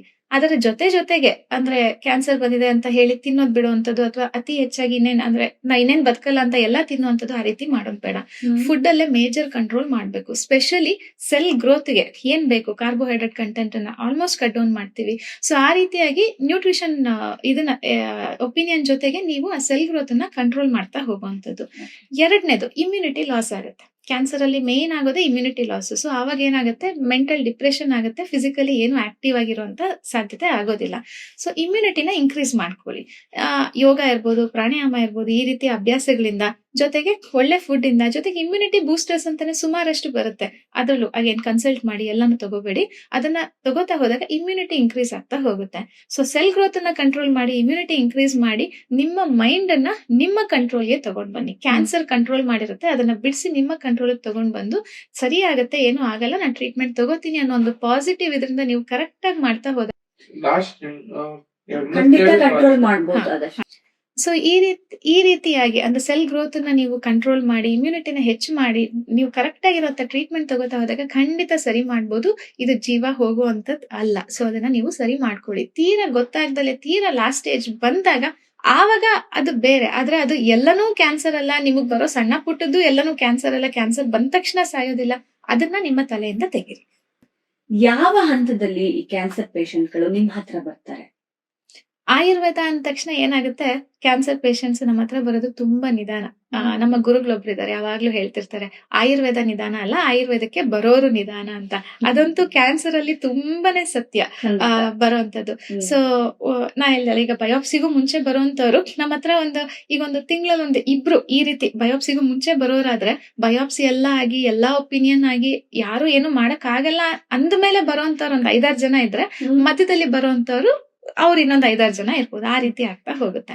ಸೊ ಎಲ್ಲಾ ಕೈ ಬಿಟ್ಟಾಗ, ಒಂದು ನೆಕ್ಸ್ಟ್ ಅಲೋಪತಿ ಸಿಸ್ಟಮ್ ಅಲ್ಲಿ ಏನೂ ಮಾಡಕ್ಕಾಗಲ್ಲ ಅಂತ ಕೈ ಬಿಟ್ಟಾಗ ಬಂದಾಗೂ ಸರಿಯಾಗಿದ್ದಾರೆ, ಇನಿಷಿಯಲಿ ಬಂದಾಗೂ ಸರಿಯಾಗಿದ್ದಾರೆ. ಬಟ್ ಈ ಮಧ್ಯ ಭಾಗದಲ್ಲಿ ಬರ್ತಾರಲ್ಲ, ನಾ ಅಲ್ಲೂ ಇರ್ತೀನಿ ಇಲ್ಲೂ ಇರ್ತೀನಿ, ಆ 2 ಕಾಲು ಒಟ್ಟಿಗೆ ಇಡ್ತಾ ಹೋದಾಗ ಆವಾಗ ಅದು ಅಂದ್ರೆ ನಮಗೂ ಕೂಡ ಅಂದ್ರೆ ಕಷ್ಟ ಆಗುವಂತದ್ದು. ಯಾಕಂದ್ರೆ ಅವ್ರದೊಂದು ಒಪಿನಿಯನ್ ಇರುತ್ತೆ, ನಮ್ದೊಂದು ಒಪಿನಿಯನ್ ಇರುತ್ತೆ, ಅಲ್ಲಿ ನಮ್ಗೆ ಕ್ಲಾಶ್ ಆಗ್ತಾ ಹೋಗುವಂತದ್ದು ಹೆಚ್ಚಾಗಿ ಆಗುತ್ತೆ. ನಾವ್ ಹೇಳೋದು ಯಾವ್ದೇ ಒಂದು ಟ್ರೀಟ್ಮೆಂಟ್ ಖಂಡಿತ ಆಯುರ್ವೇದ ಒಳ್ಳೇದು, ಆಯುರ್ವೇದಕ್ಕೆ ಬನ್ನಿ ಅಂತಾನೆ ಅನ್ನೋದು. ಇನ್ಫ್ಯಾಕ್ಟ್ ಯಾರಿಗೂ ಏನು ಆಗೋದ್ ಬೇಡ, ಬಟ್ ಪರ್ಸನಲಿ ಅಥವಾ ಮೇಲೆ ಆದ್ರೂ ಕೂಡ ಫಸ್ಟ್ ನಾವ್ ಅವ್ರಿಗೆ ಹೇಳೋದು ಆಯುರ್ವೇದ ತಗೊಳ್ಳಿ ಅಂತಾನೆ. ನಮ್ಮ ಒಪಿನಿಯನ್ ಅದೇನೆ. ಬಟ್ ಇನ್ ಕೇಸ್ ನಿಮ್ಗೆ ಆಯುರ್ವೇದ ಜೊತೆಗೆ ಬೇರೆ ಬೇಕು ಅಥವಾ ಅದೆರಡೂ ಮಾಡ್ತೀನ ಮಾಡಿ, ಆದ್ರೆ ಒಂದೇ ಮನಸ್ಸಿಂದ, ಒಳ್ಳೆ ಮನಸ್ಸಿಂದ ಪಾಸಿಟಿವ್ ಆಗಿ ಟ್ರೀಟ್ಮೆಂಟ್ ಮಾಡ್ತಾ ಹೋಗಿ. ಕ್ಯಾನ್ಸರ್ಗೆ ಯಾವ ಹಂತದಲ್ಲಿ ಟ್ರೀಟ್ಮೆಂಟ್ ಸೂಕ್ತ ಅಂತ ಹೇಳ್ತೀರಾ? ಅಂದ್ರೆ ಅರ್ಲಿ ಡಿಟೆಕ್ಷನ್ಸ್ ಇರಬಹುದು, ಆಯುರ್ವೇದದ ಒಂದು ಉಪಚರ್ಯ ಇರಬಹುದು, ಸೊ ಆಹಾರ ವಿಹಾರಗಳಿರಬಹುದು, ಸೊ ಪ್ರತಿಯೊಂದನ್ನ ಹೇಳುತ್ತೆ. ಅದ್ರ ಬಗ್ಗೆ ಹೇಳೋದಾದ್ರೆ ಕ್ಯಾನ್ಸರ್ಗೆ ಬೆಸ್ಟ್ ಟ್ರೀಟ್ಮೆಂಟ್ ಪ್ರಿವೆನ್ಷನ್. ಬರ್ಸ್ಕೊಂಡ್ಲೇಬೇಡಿ, ನಿಮಗ್ ಬರ್ತಲೇ ಇರೋ ಹಾಗೆ ನೋಡ್ಕೊಳ್ಳಿ. ಸೊ ಮೊದಲನೇದಾಗಿ ನಿಮ್ಮ ದೇಹದ ಮಲ ಸರಿಯಾಗಿ ಹೋಗ್ತಾ ಇದೆಯಾ ಅದನ್ನ ನೋಡ್ಕೊಳ್ಳಿ. ಯಾಕಂದ್ರೆ ನಮಗೆ ಗೊತ್ತಿಲ್ದಲೇ ಇರುವಂತ ಸೇರುವಂತ ಟಾಕ್ಸಿನ್ಸ್ ಆಚೆ ಹಾಕಕ್ಕಿರೋದು ಅದು ಒಂದೇ. ಅದನ್ನ ನಾವು ಕರೆಕ್ಟ್ ಆಗಿ ಆಚೆ ಹಾಕಿದ್ರೆ ನಮ್ಗೆ ಟಾಕ್ಸಿನ್ಸ್ ಬಾಡಿನಲ್ಲಿ ಅಕ್ಯುಮುಲೇಟ್ ಆಗೋದಿಲ್ಲ. ಎರಡನೇದು, ಅಕ್ಯುಮುಲೇಟ್ ಆಗ್ದಲೇ ಇರೋ ಹಾಗೆ ನೋಡ್ಕೊಳ್ಳಿ. ಎರಡಿದೆ, ಒಂದು ಇಂಟರ್ನಲ್ ಫ್ಯಾಕ್ಟರ್, ಒಂದು ಎಕ್ಸ್ಟರ್ನಲ್ ಫ್ಯಾಕ್ಟರ್. ಈಗ ಎಕ್ಸ್ಟರ್ನಲಿ ಇರೋ ಪೊಲ್ಯೂಷನ್ ಅನ್ನ ನಾವು ಹೋಗಿ ಏನು ಕವರ್ ಮಾಡ್ಕೊಂಡಿರಕ್ ಆಗೋದಿಲ್ಲ. ಹೋಗ್ತಾ ಮ್ಯಾಕ್ಸಿಮಮ್ ಮಾಸ್ಕ್ ಹಾಕ್ಬೋದು, ಅದಕ್ಕೂ ಜಾಸ್ತಿ ನಮ್ ಕೈಲಿ ಇನ್ನೇನು ಮಾಡಕ್ ಆಗಲ್ಲ. ಅದನ್ನ ಓಕೆ. ಆದ್ರೆ ಇಂಟರ್ನಲ್ ಫ್ಯಾಕ್ಟರ್ ಅಂತ ಬಂದಾಗ ನಮ್ಮ ಫುಡ್ ಇರ್ಬೋದು ಅಥವಾ ನಮ್ಮ ಲೈಫ್ ಸ್ಟೈಲ್ ಹ್ಯಾಬಿಟ್ಸ್ ಇರ್ಬೋದು. ಲೈಫ್ ಸ್ಟೈಲ್ ಹ್ಯಾಬಿಟ್ಸ್ ಅಲ್ಲಿ ಇವಾಗಂತೂ ರಾತ್ರಿ ಹೊತ್ತು ಎದ್ದಿರೋದು ಒಂಥರ ಟ್ರೆಂಡ್ ಆಗ್ಬಿಟ್ಟಿದೆ. ಮಧ್ಯರಾತ್ರಿ ಹೋಗಿ ಐಸ್ ಕ್ರೀಮ್ ತಿನ್ನೋಂಥದ್ದು ಅಥವಾ ಇನ್ಯಾವುದೋ ಅಂಗಡಿಗೆ ಹೋಗಿ ಪಾರ್ಟಿ ಮಾಡೋಂಥದ್ದು ಅಥವಾ ಈ ತರ ಒಂದು ಟ್ರೆಂಡ್ ಆಗಿ ಮಲಗೋದು. ಅಯ್ಯೋ ನಾ ಮಲಗೋದು 2 ಗಂಟೆ 3 ಗಂಟೆ, ಸೊ ಎದೊಳೋದು ಎಷ್ಟೊತ್ತಿಗೆ 11, 12 ಹಂಗಾಗತ್ತೆ. ಸೊ ಇಲ್ಲಿ ಸಕಾರ್ಡಿಯನ್ ಸೈಕಲ್ ಅಂತ ಕರಿತೀವಿ ಬಾಡಿದು. ಅದನ್ನ ಚೇಂಜಸ್ ಮಾಡಬಾರ್ದು. ಅಲ್ಲಿ ಚೇಂಜಸ್ ಮಾಡಿದ್ರೆ ನಮಗೆ ಡೆತ್ ಅಂದ್ರೆ ಹತ್ರ ಆಗ್ತಾ ಹೋಗುತ್ತೆ. ಸೊ ಈ ಸಿಕಾರ್ಡಿಯನ್ ಸೈಕಲ್ ಅಲ್ಲಿ ರಾತ್ರಿ 10 ಗಂಟೆ ಒಳಗಡೆ ಮಲಗೋದು, ಬೆಳಿಗ್ಗೆ 6 ಗಂಟೆ ಒಳಗಡೆ ಎದೊಳುವಂಥದ್ದು, ಇದು ಮುಖ್ಯ. ತೀರಾ ನೈಟ್ ಡ್ಯೂಟಿ ಆಪ್ಷನ್ನೇ ಇಲ್ಲ ಆಯ್ತು, ಏನು ಮಾಡಕ್ಕಾಗಲ್ಲ. ಅವ್ರಿಗೆ ರಜಾ ಇರೋ ಟೈಮಲ್ಲಿ ಅದನ್ನ ಸರಿ ಮಾಡ್ಕೊಂಡು ಅದಕ್ಕೂ ಆಪ್ಷನ್ಸ್ ಅಂದ್ರೆ ಬೇರೆ ತರ ಹೇಗ್ ಸರಿ ಮಾಡ್ಕೋಬಹುದು, ಅಲ್ಲೂ ಸೊಲ್ಯೂಷನ್ಸ್ ಇದೆ, ಅದನ್ನ ನಾವು ಹೇಳ್ತೀವಿ. ಆದ್ರೆ ನಾರ್ಮಲ್ ರೆಗ್ಯುಲರ್ ಆಗಿರೋರು ಕೆಲಸ ಏನಿದೆ 9:30 ಅಷ್ಟ್ರಲ್ಲಿ ಮುಚ್ಚಿ ಮಲ್ಕೊಳ್ಳಿ, ಬೆಳಿಗ್ಗೆ ಎದ್ದೋಳಿ, 3 ಗಂಟೆಗೆ ಎದ್ದೋಳಿ, ಏನು ತೊಂದರೆ ಇಲ್ಲ. ಅದನ್ನ ಬೆಳಿಗ್ಗೆ ಮಾಡ್ತಾ ಹೋಗಿ. ಸೊ ಈ ರಾತ್ರಿ ಹೊತ್ತು ಎದ್ದಿರೋಂತ ಅಭ್ಯಾಸ, ರಾತ್ರಿ 8 ಗಂಟೆ ಆದ್ಮೇಲೆ ತಿನ್ನುವಂತ ಅಭ್ಯಾಸ ಅದು ಬೇಡ. ಆವಾಗ ಒಂದು ಟಾಕ್ಸಿನ್ ಅಕ್ಯುಮುಲೇಷನ್ ಆಗಲ್ಲ. ಸೊ ಅದು ಅಕ್ಯುಮುಲೇಷನ್ ಆಗದಲ್ಲೇ ಲೈಫ್ ಸ್ಟೈಲ್ ಅನ್ನ ಸರಿಯಾಗಿ ಇಟ್ಕೊಂಡಾಗ ನಮಗೇನಾಗುತ್ತೆ, ಇಮ್ಯುನಿಟಿ ಗ್ರೋ ಆದಾಗ ಈ ಎಕ್ಸ್ಟರ್ನಲ್ ಫ್ಯಾಕ್ಟರ್ ಇಂದ ಬರುವಂತದ್ದು ಏನಿದೆ, ಪ್ಯಾಸಿವ್ ಸ್ಮೋಕಿಂಗ್ ಇರ್ಬೋದು, ಪೊಲ್ಯೂಷನ್ ಇರ್ಬೋದು, ಅದನ್ನ ಎಲ್ಲದನ್ನು ಬಾಡಿ ತನಕ್ ತಾನೇ ಕಂಟ್ರೋಲ್ ಮಾಡಿ ಎಲಿಮಿನೇಷನ್ ಮಾಡ್ತಾ ಹೋಗುತ್ತೆ. ಸೊ ಇಷ್ಟ ಮಾಡ್ತಾ ಮಾಡಿದಾಗ ಪ್ರಿವೆಂಟಿವ್ ಏನಿದೆ ಇದು best stage of treatment. Next stage ಅಂತ ಬಂದಾಗ ಅಫ್ಕೋರ್ಸ್ ಸ್ಟೇಜ್ 1 ಸ್ಟೇಜ್ 2 ತುಂಬಾನೇ ಒಳ್ಳೇದು, ಬೇಗ ಸರಿ ಮಾಡ್ಕೊಡ್ತೀವಿ. ಅಲ್ಲಿ ಅಂದ್ರೆ ಗೊತ್ತಾಗ್ತಾ ಇದ್ದಂಗೆ ಆಯುರ್ವೇದಕ್ಕೆ ಬರೋದು ನೆಕ್ಸ್ಟ್ ಆಪ್ಷನ್. ಟ್ಯೂಮರ್ ಬೆಳವಣಿಗೆಗೆ ನಮ್ಮ ದೇಹದಲ್ಲಿ ವಾತ, ಪಿತ್ತ, ಕಫ ಅಸಮತೋಲನ ಕಾರಣ ಆಗುತ್ತಾ? ಖಂಡಿತವಾಗ್ಲು ಈ ಕ್ಯಾನ್ಸರ್, ಅರ್ಬುದ ಅಂತ ಕರಿತೀವಿ ನಮ್ಮ ಆಯುರ್ವೇದದಲ್ಲಿ. ಸೊ 2 ತರದ್ದು ಬರ್ಬೋದು. ಒಂದು ಪಿತ್ತ ರಿಲೇಟೆಡ್, ಇನ್ನೊಂದು ಕಫ ರಿಲೇಟೆಡ್. ಸಾಮಾನ್ಯವಾಗಿ ಬ್ರೆಸ್ಟ್ ಕ್ಯಾನ್ಸರ್ ಅಲ್ಲೆಲ್ಲ ಬರುವಂತದ್ದು ಕಫ ರಿಲೇಟೆಡ್. ಅಲ್ಲಿ ಸ್ಲೋ ಪ್ರೋಗ್ರೆಸ್, ಬೇಗ ವಾಸಿ ಆಗೋದಿಲ್ಲ, ತುಂಬಾನೇ ಸ್ಲೋ ಆಗಿ ಹೋಗುವಂತದ್ದು. ಇನ್ನ ಗ್ಯಾಸ್ಟ್ರಿಕ್ ರೀಜನ್ ಅಲ್ಲಿ ಬರುವಂತದ್ದು ಪಿತ್ತ ರಿಲೇಟೆಡ್. ಅಲ್ಲಿ ವೇರಿಯೇಷನ್ ಆದಾಗ ಇನ್ಕ್ಲೂಡಿಂಗ್ ಏನೋ ರೆಕ್ಟಲ್ ಇರ್ಬೋದು, ಎಪಿಗ್ಯಾಸ್ಟ್ರಿಕ್ ಇರ್ಬೋದು, ಮೌತ್ ಇರ್ಬೋದು, ENT ರಿಲೇಟೆಡ್, ಅದೆಲ್ಲ ಪಿತ್ತ ಜಾಸ್ತಿ ಆದಾಗ ಬರುವಂತದ್ದು. ಇನ್ನ ವಾತದ್ದು ಮೂಳೆ ಕ್ಯಾನ್ಸರ್, ಅದನ್ನ ನಾವು ವಾತಕ್ಕೆ ತಗೋಬಹುದು, ಬಟ್ ಅಲ್ಲಿ ಕೂಡ ಕಫ ಇನ್ವಾಲ್ವ್ಮೆಂಟ್ ಇರುತ್ತೆ. ಸೊ ಈ ಕಫ ಪಿತ್ತ ಮೆಜಾರಿಟಿಲಿ ವೇರಿಯೇಷನ್ ಆದಾಗ ಕಾಣಿಸ್ಕೊಳ್ಳುವಂಥದ್ದು ಅಂದ್ರೆ ಈ ಕ್ಯಾನ್ಸರ್ ಅನ್ನೋಂಥದ್ದು ಕಾಣಿಸ್ಕೊಳ್ಳುತ್ತೆ. ಸೊ ಇಲ್ಲಿ ನಾವು ಟ್ರೀಟ್ಮೆಂಟ್ ಅನ್ನ ಕ್ಯಾನ್ಸರ್ ಸೆಲ್ಸ್ ಕೊಡ್ತಾ ಇದ್ರು, ಇಂಡೈರೆಕ್ಟ್ಲಿ ನಮ್ಮಲ್ಲಿ ಕಫ ಪಿತ್ತ ವಾತನ ಕಂಟ್ರೋಲ್ ಮಾಡ್ತಾ ಹೋಗ್ತೀವಿ ಬಾಡಿನಲ್ಲಿ, ಸೊ ದಟ್ ಆ ಕ್ಯಾನ್ಸರ್ ಮ್ಯಾನೇಜ್ಮೆಂಟ್ಗೆ ಸುಲಭ ಆಗ್ತಾ ಹೋಗ್ಬೇಕು.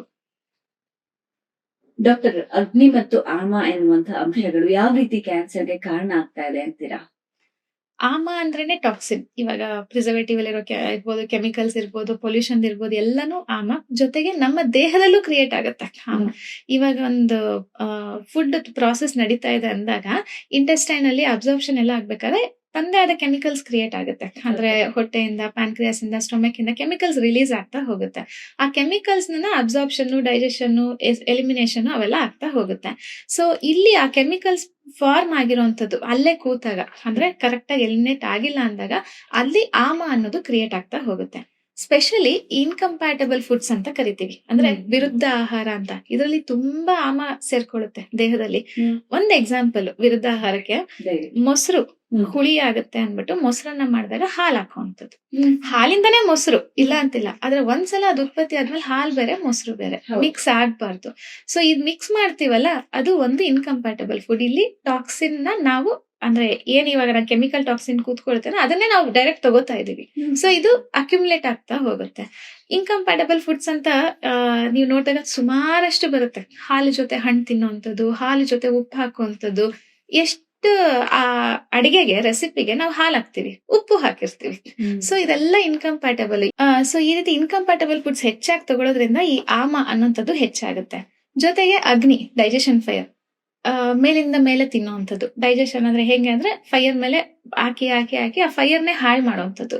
ಸೊ ಇಲ್ಲಿ ಬೆಳಗ್ಗೆ ಎದ್ದಾಗ ಏನೋ ಒಂದ್ ಕುಡ್ದಿರ್ತೀವಿ, ಮತ್ತೆ ತಿಂಡಿ ತಿಂತೀವಿ, ಅದಾದ್ಮೇಲೆ ಮತ್ತೆ ಸ್ನಾಕು, ಮಧ್ಯಾಹ್ನ ಊಟ, ಮತ್ತೇನೋ ಒಂದ್ ಕುಡಿತೀವಿ, ಮತ್ತೆ ಸಾಯಂಕಾಲ ಸ್ನಾಕು, ರಾತ್ರಿ ಲೇಟ್ ಆಯ್ತು, ಮಲ್ಗೋದ್ ಹಸಿತಾ ಇದೆ, ಮತ್ತೆ ತಿಂತೀವಿ. ನಮ್ಮಲ್ಲಿ ಗಾದೆನೇ ಇದೆಯಲ್ಲ, 1 ಹೊತ್ತಿಂದವನು ಯೋಗಿ, 2 ಹೊತ್ತಿಂದವನು ಭೋಗಿ, 3 ಹೊತ್ತಿಂದವನು ಎತ್ಕೊಂಡು ಹೋಗಿ. ಅದು ಹೀಗೆ ಆಗುತ್ತೆ. ಅಂದ್ರೆ ಹೋಗ್ತಾ ಹೋಗ್ತಾ ಅಂದ್ರೆ ಡೈಜೆಷನ್ ಲೋ ಆಗ್ತಾ ಹೋಗುತ್ತೆ. ಸೊ ಅಗ್ನಿನ ಇನ್ಕ್ರೀಸ್ ಮಾಡುವಂತ ಲೈಫ್ ಸ್ಟೈಲ್ ಇರ್ಬೇಕು. ಬೆಳಿಗ್ಗೆ ಎದ್ದು 2 ಅವರ್ ಅಲ್ಲಿ ತಿಂಡಿ, 5 ಅವರ್ಸ್ ಅಲ್ಲಿ ಊಟ, 7 ಅವರ್ಸ್ ಒಳಗೆ, ಸ್ಪೆಷಲಿ 7 o'clock ಒಳಗಡೆ ರಾತ್ರಿ ಊಟ. ಸೊ ಎದೊಳಗೆ 11 ಗಂಟೆ ಅಂತ ಅಲ್ಲಿ ಮಾಡಕ್ ಆಗೋದಿಲ್ಲ. ಸೊ ನಿಮ್ ತಿಂಡಿ 9 ಗಂಟೆ ಒಳಗಡೆ, ಊಟ 1 ಗಂಟೆ, ರಾತ್ರಿ ಊಟ 6:30 7 ಗಂಟೆ ಅಷ್ಟೇ. ಮಧ್ಯದಲ್ಲಿ ಏನೇ ಹಸುವಾಯ್ತಾ ಲಿಕ್ವಿಡ್ ಸಾಲಿಡ್ ತಗೊಳ್ಳೋ ಹಾಗಿಲ್ಲ. ಈ ರೀತಿ ಮ್ಯಾನೇಜ್ ಮಾಡಿದಾಗ ಅಗ್ನಿ ಅನ್ನೋದು ಚೆನ್ನಾಗಾಗುತ್ತೆ. ಇಲ್ಲ ಅಂದ್ರೆ ಅಗ್ನಿ ಕೂಡ ಕಾಯಿಲೆಗಳನ್ನ ತಂದ್ಕೊಡ್ತಾ ಹೋಗುತ್ತೆ. ಡಾಕ್ಟರ್, ನೀವು ಚಿಕಿತ್ಸಿಸಿದ ಅಂತ ಒಂದು ವಿಶೇಷವಾದಂತ ಕ್ಯಾನ್ಸರ್ ಬಗ್ಗೆ ಹೇಳೋದಾದ್ರೆ ಮತ್ತೆ ಅದ್ರ ಫಲಿತಾಂಶ ಹೇಗಿತ್ತು? ತುಂಬಾ ಅಂದ್ರೆ ಸುಮಾರಷ್ಟಿದೆ. ಅದು ತುಂಬಾ ಸ್ಪೆಷಲ್ ಕೇಸ್. ಏನಕ್ಕೆ ಅಂತಂದ್ರೆ ಅವ್ರ ಮಗ ಡಾಕ್ಟರೇ ಇದ್ರು, ಅಲೋಪತಿ ಡಾಕ್ಟರೇ ಇದ್ರು. ಸೊ ಅವ್ರ ತಾಯಿನ ಕರ್ಕೊಂಡ್ ಬಂದಾಗ ಅವ್ರಿಗೂ ಕೂಡ ಅಷ್ಟೇ ಹೊಟ್ಟೆಯ ಮೇಲ್ಭಾಗದಲ್ಲಿ ಕ್ಯಾನ್ಸರ್ ಕಾಣಿಸ್ಕೊಂಡಿದ್ದು. ಅವ್ರದಂತೂ ಒಂದು 3 weeks ಅಲ್ಲೇ ಕ್ಲಿಯರ್ ಆಗೋಯ್ತು. ಅಂದ್ರೆ ನಾವೇನ್ ಟೆಸ್ಟ್ ಮಾಡಕ್ ಹೇಳಲ್ಲ, ಯೂಶಲಿ 2 months ಹೇಳಲ್ಲ, 2 months ಆದ್ಮೇಲೆ ಹೇಳ್ತೀವಿ. ಆದ್ರೆ ಅವ್ರ ಮಗ ಡಾಕ್ಟರ್ ಆಗಿದ್ರಿಂದ ಅವರು 3 ವೀಕ್ಸ್ ಆದ್ಮೇಲೆ ಇನ್ನೊಂದ್ಸಲ ಅಂದ್ರೆ ಅವ್ರಿಗೆ ಭಯ ಇತ್ತು, ಎಲ್ಲಿ ವರ್ಕ್ ಆಗ್ತಿದ್ಯೋ ಇಲ್ವೋ ಅನ್ನೋ ಭಯಕ್ಕೆ ಟೆಸ್ಟ್ ಮಾಡಿಸಿದಾಗ ಪೂರ್ತಿಯಾಗಿ ಕ್ಲಿಯರ್ ಆದಾಗ ಅಂದ್ರೆ ಅವ್ರಿಗೆ ಎಷ್ಟು ಖುಷಿ ಆಯ್ತು ಅಂದ್ರೆ ಅವ್ರು ಎಷ್ಟೋ ಪೇಷಂಟ್ಸ್ ಇಂದ ನಮ್ಗೆ ರೆಫರ್ ಮಾಡಿದ್ದಾರೆ. ಅಂದ್ರೆ ಯೂಶಲಿ ಅಲೋಪತಿ ಡಾಕ್ಟರ್ ಆಯುರ್ವೇದ ಅಂದ ತಕ್ಷಣ ಇದ್ರಲ್ಲಿ ಲೆಡ್ ಇರುತ್ತೆ, ಮರ್ಕ್ಯೂರಿ ಇರುತ್ತೆ, ಟಾಕ್ಸಿನ್ಸ್ ಜಾಸ್ತಿ, ತಗೋಬೇಡಿ ಅನ್ನೋರು ಜಾಸ್ತಿ. ಆದ್ರೆ ಅವರು ಅದು ಒಂದು ಒಳ್ಳೆ ಭಾವನೆಯಿಂದ ನೋಡಿ ನಮ್ಗೆ ಎಷ್ಟು ಜನ ಕಳಿಸ್ತಿದ್ದಾರೆ ಅಂದ್ರೆ ಅದು ನಮ್ಗೆ ಒಂದು ಒಳ್ಳೆ ಉದಾಹರಣೆ. ಅಗೇನ್ ಆಯುರ್ವೇದದಲ್ಲಿ ಒಳ್ಳೆ ಪ್ರೌಡ್ ಅಂತ ಕೂಡ ನಾವು ಹೇಳ್ಕೋಬಹುದು ಆ ಕೇಸನ್ನ. ಕೊನೆಯದಾಗಿ ಕ್ಯಾನ್ಸರ್ ರಿಲೇಟೆಡ್ ಆಗಿ ನಮ್ಮ ಜನಗಳಿಗೆ ಏನ್ ಹೇಳಕ್ ಇಷ್ಟಪಡ್ತೀರಾ? ಕ್ಯಾನ್ಸರ್ ಅಂತ ಭಯ ಪಡೋದ್ ಬೇಡ, ಯಾವುದೇ ಒಂದು ನೋವು ಬಂದಾಗ ಭಯ ಪಡೋದ್ ಬೇಡ, ಅಥವಾ ರಿಪೋರ್ಟ್ ಬಂದ್ಮೇಲೆ ಕ್ಯಾನ್ಸರ್ ಯಾಕೆ ಬಂದ್ಬಿಡ್ತು ಅನ್ನೋ ಯೋಚನೆನೂ ಬೇಡ, ಸರಿ ಮಾಡ್ಕೊಳ್ಳಿ. ಆದ್ರೆ ಅದಕ್ಕೂ ಮುಂಚೆ ಕ್ಯಾನ್ಸರ್ ಬರ್ದಲೇ ಇರೋ ಹಾಗೆ ನಿಮಗ್ ಮಾತ್ರ ಅಲ್ಲ, ನಿಮ್ಮ ಮುಂದಿನ ಪೀಳಿಗೆ ಮನೇಲಿರೋ ಮಕ್ಳಿಗೂ ಬರಬಾರ್ದು ಅನ್ನೋದಾದ್ರೆ ಅವ್ರಿಗೊಂದು ಒಳ್ಳೆಯ ಆಹಾರ, ವಿಹಾರ, ವಿಚಾರ ಅಂತ ಕರಿತೀವಿ, ಅಂದ್ರೆ ಫುಡ್, ಲೈಫ್ ಸ್ಟೈಲು, ಒಂದು ಒಳ್ಳೆ ರೀತಿ ಅಂತ ಬದುಕೋ ಅಂತದ್ದು, ಇದಿಷ್ಟನ್ನ ಅವ್ರಿಗೆ ಹೇಳ್ಕೊಡ್ತಾ ಹೋಗಿ, ನೀವು ಅವ್ರ ಜೊತೆ ಮಾಡ್ತಾ ಹೋಗಿ, ಸೊ ದಟ್ ಈ ಕ್ಯಾನ್ಸರ್ ಅನ್ನೋದನ್ನ ಬರ್ದಲೇ ಇರೋ ಹಾಗೆ ನೋಡ್ಕೊಳ್ಳಿ. ಇನ್ನ ಬಂದಾಗೊಂದು ಖಂಡಿತ ಭಯ ಬೇಡ, ಆಯುರ್ವೇದದಲ್ಲೂ ಚಿಕಿತ್ಸೆ ಇದೆ, ನೀವು ಅದ್ರ ಪ್ರಕಾರ ಟ್ರೀಟ್ಮೆಂಟ್ ತಗೊಳ್ಳಿ, ಅದನ್ನ ಸರಿ ಮಾಡ್ಕೊಳ್ಳಿ. ನಿಜವಾಗ್ಲೂ ಡಾಕ್ಟರ್, ಕ್ಯಾನ್ಸರ್ ಬಗ್ಗೆ ಇಷ್ಟೊಂದೆಲ್ಲ ವಿಷಯಗಳಿದೆ, ಅದರಲ್ಲೂ ನಾವು ಪ್ರತಿನಿತ್ಯ ಅನುಭವಿಸುವಂತ ಕಾಯಿಲೆಗಳನ್ನ ಹೇಗೆ ಕ್ಯಾನ್ಸರ್ಗೆ ಕನೆಕ್ಟ್ ಆಗುತ್ತೆ, ಅದ್ರ ಬಗ್ಗೆ ನಾವು ಹೇಗೆ ಅವೇರ್ ಆಗಿರ್ಬೇಕು, ಸಣ್ಣ ಪುಟ್ಟ ವಿಷಯನು ಎಷ್ಟು ನಾವು ತೀಕ್ಷ್ಣವಾಗಿ ಗಮನಿಸಿದ್ರೆ ರೋಗ ಮುಕ್ತರಾಗಿ ನಾವು ಬದುಕಬಹುದು ಅಂತ ತಿಳಿಸ್ಕೊಟ್ರೆ, ಎಸ್ಪೆಷಲಿ ಭಯಾನಕವಾದಂತ ಕ್ಯಾನ್ಸರ್ ಸಮಸ್ಯೆನ ನಾವು ಹೋರಾಡಿ ಗೆಲ್ಲಬಹುದು, ಬರ್ದೇ ಇರುವಂತೆ ನೋಡ್ಕೊಳ್ಳೋದು ಎಷ್ಟು ಉತ್ತಮ ಅಂತ ತಿಳಿಸ್ಕೊಟ್ರಿ. Thank you so much doctor. Thank you. Yes ವೀಕ್ಷಕರೇ, ನೋಡಿದ್ರಲ್ಲ ಇವತ್ತಿನ ಕಾರ್ಯಕ್ರಮದಲ್ಲಿ ಕ್ಯಾನ್ಸರ್ಗೆ ಸಂಬಂಧಪಟ್ಟಂತ ಬಹಳ ಸೂಕ್ಷ್ಮವಾದಂತ ವಿಚಾರಗಳು ಹಾಗೂ ಉಪಯುಕ್ತವಾದಂತ ವಿಷಯಗಳ ಬಗ್ಗೆ ನಮ್ಗೆ ಡಾಕ್ಟರ್ ಅರ್ಚನಾ ಅವರು ತಿಳಿಸ್ಕೊಟ್ರು. ನಿಜವಾಗ್ಲೂ ಈ ಒಂದು ಕಾರ್ಯಕ್ರಮ ಸಾಕಷ್ಟು ಆರೋಗ್ಯಕರವಾಗಿತ್ತು ಅಂತ ಹೇಳಿ ಭಾವಿಸ್ತೀವಿ. ಮುಂದಿನ ಆರೋಗ್ಯಕರ ಕಾರ್ಯಕ್ರಮದಲ್ಲಿ ಮತ್ತೆ ಭೇಟಿ ಆಗ್ತೀವಿ. ಈ ಮಾಹಿತಿ ತುಂಬಾ ಉಪಯುಕ್ತವಾಗಿದೆ ಅಂತ ನಿಮ್ಗೆ ಅನ್ಸಿದ್ರೆ ಈಗಲೇ ಶೇರ್ ಮಾಡಿ, ಸ್ಟಾರ್ ಸಂವಾದ ಚಾನೆಲ್ ಅನ್ನ ಸಬ್ಸ್ಕ್ರೈಬ್ ಮಾಡಿ, ಹಾಗೆ ನಿಮ್ಮ ಅನಿಸಿಕೆ ಅಭಿಪ್ರಾಯಗಳನ್ನ ಕಮೆಂಟ್ ಮೂಲಕ ತಿಳಿಸೋದನ್ನ ಮರಿಬೇಡಿ. ನಮಸ್ತೆ.